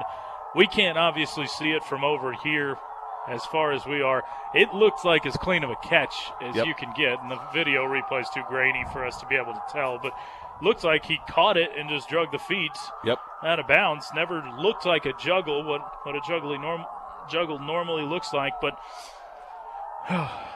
Coach Northcutt is beyond the night. Coach Northcutt visibly beyond anger now and just flabbergasted to see things like this. He's obviously frustrated, and I don't blame him one bit. There's 50 seconds left in this game. The Rebels will take it over after a turnover on downs, up 36-23, and they are going to go into the victory formation here at about midfield and take their first knee to run the clock down. Really, really frustrating night with what you got from the Stripes, but obviously Friendship had their opportunities too. They did. Can't blame it solely on that by any means. Tigers got the ball, or Tigers had an opportunity to get a stop with 6 minutes left and couldn't do so. Tacosa just controlled the trenches up front all evening long, and that was the difference in the ball game. They were able to get a push offensively, and Friendship just couldn't get the stops they needed at the moments they needed tonight. And unfortunately, it's going to go down as a loss, just the 3rd one of the season for the Tigers. But it'll give you a bad taste heading into the playoffs. But hopefully the Tigers can find a way to harness that and use it as motivation for the playoffs. And the second knee will end this ball game as we run down 2-0. And Choice, I think you said the right thing there. It was the stops at the right times. There was a couple of 3-and-outs by the Tigers, and they just came at the wrong time, and you weren't able to catch the momentum you needed. And, of course, it is a storyline of the game. I mean, some of these calls that you saw from these Stripes is difficult, and that's the way the cookie crumbles. That's high school football on the road in Texas. But now with this loss, the Tigers will fall to 7-3 on the season, 3-2 in District 2-6A play as they finish the regular season, and will now head on to the playoffs. Definitely playing in the playoffs, potentially playing in either El Paso or a neutral site, depending on some other outcomes there. Yeah, most likely we're looking at a road trip to El Paso. We will, of course, get you that information. You can follow Friendship Athletics on Twitter or Double T 97.3 as well, and we'll have that information to you. Also, you can sign up for the Friendship Tiger mobile alerts through the Double T 97.3 mobile app. We'll get you that info.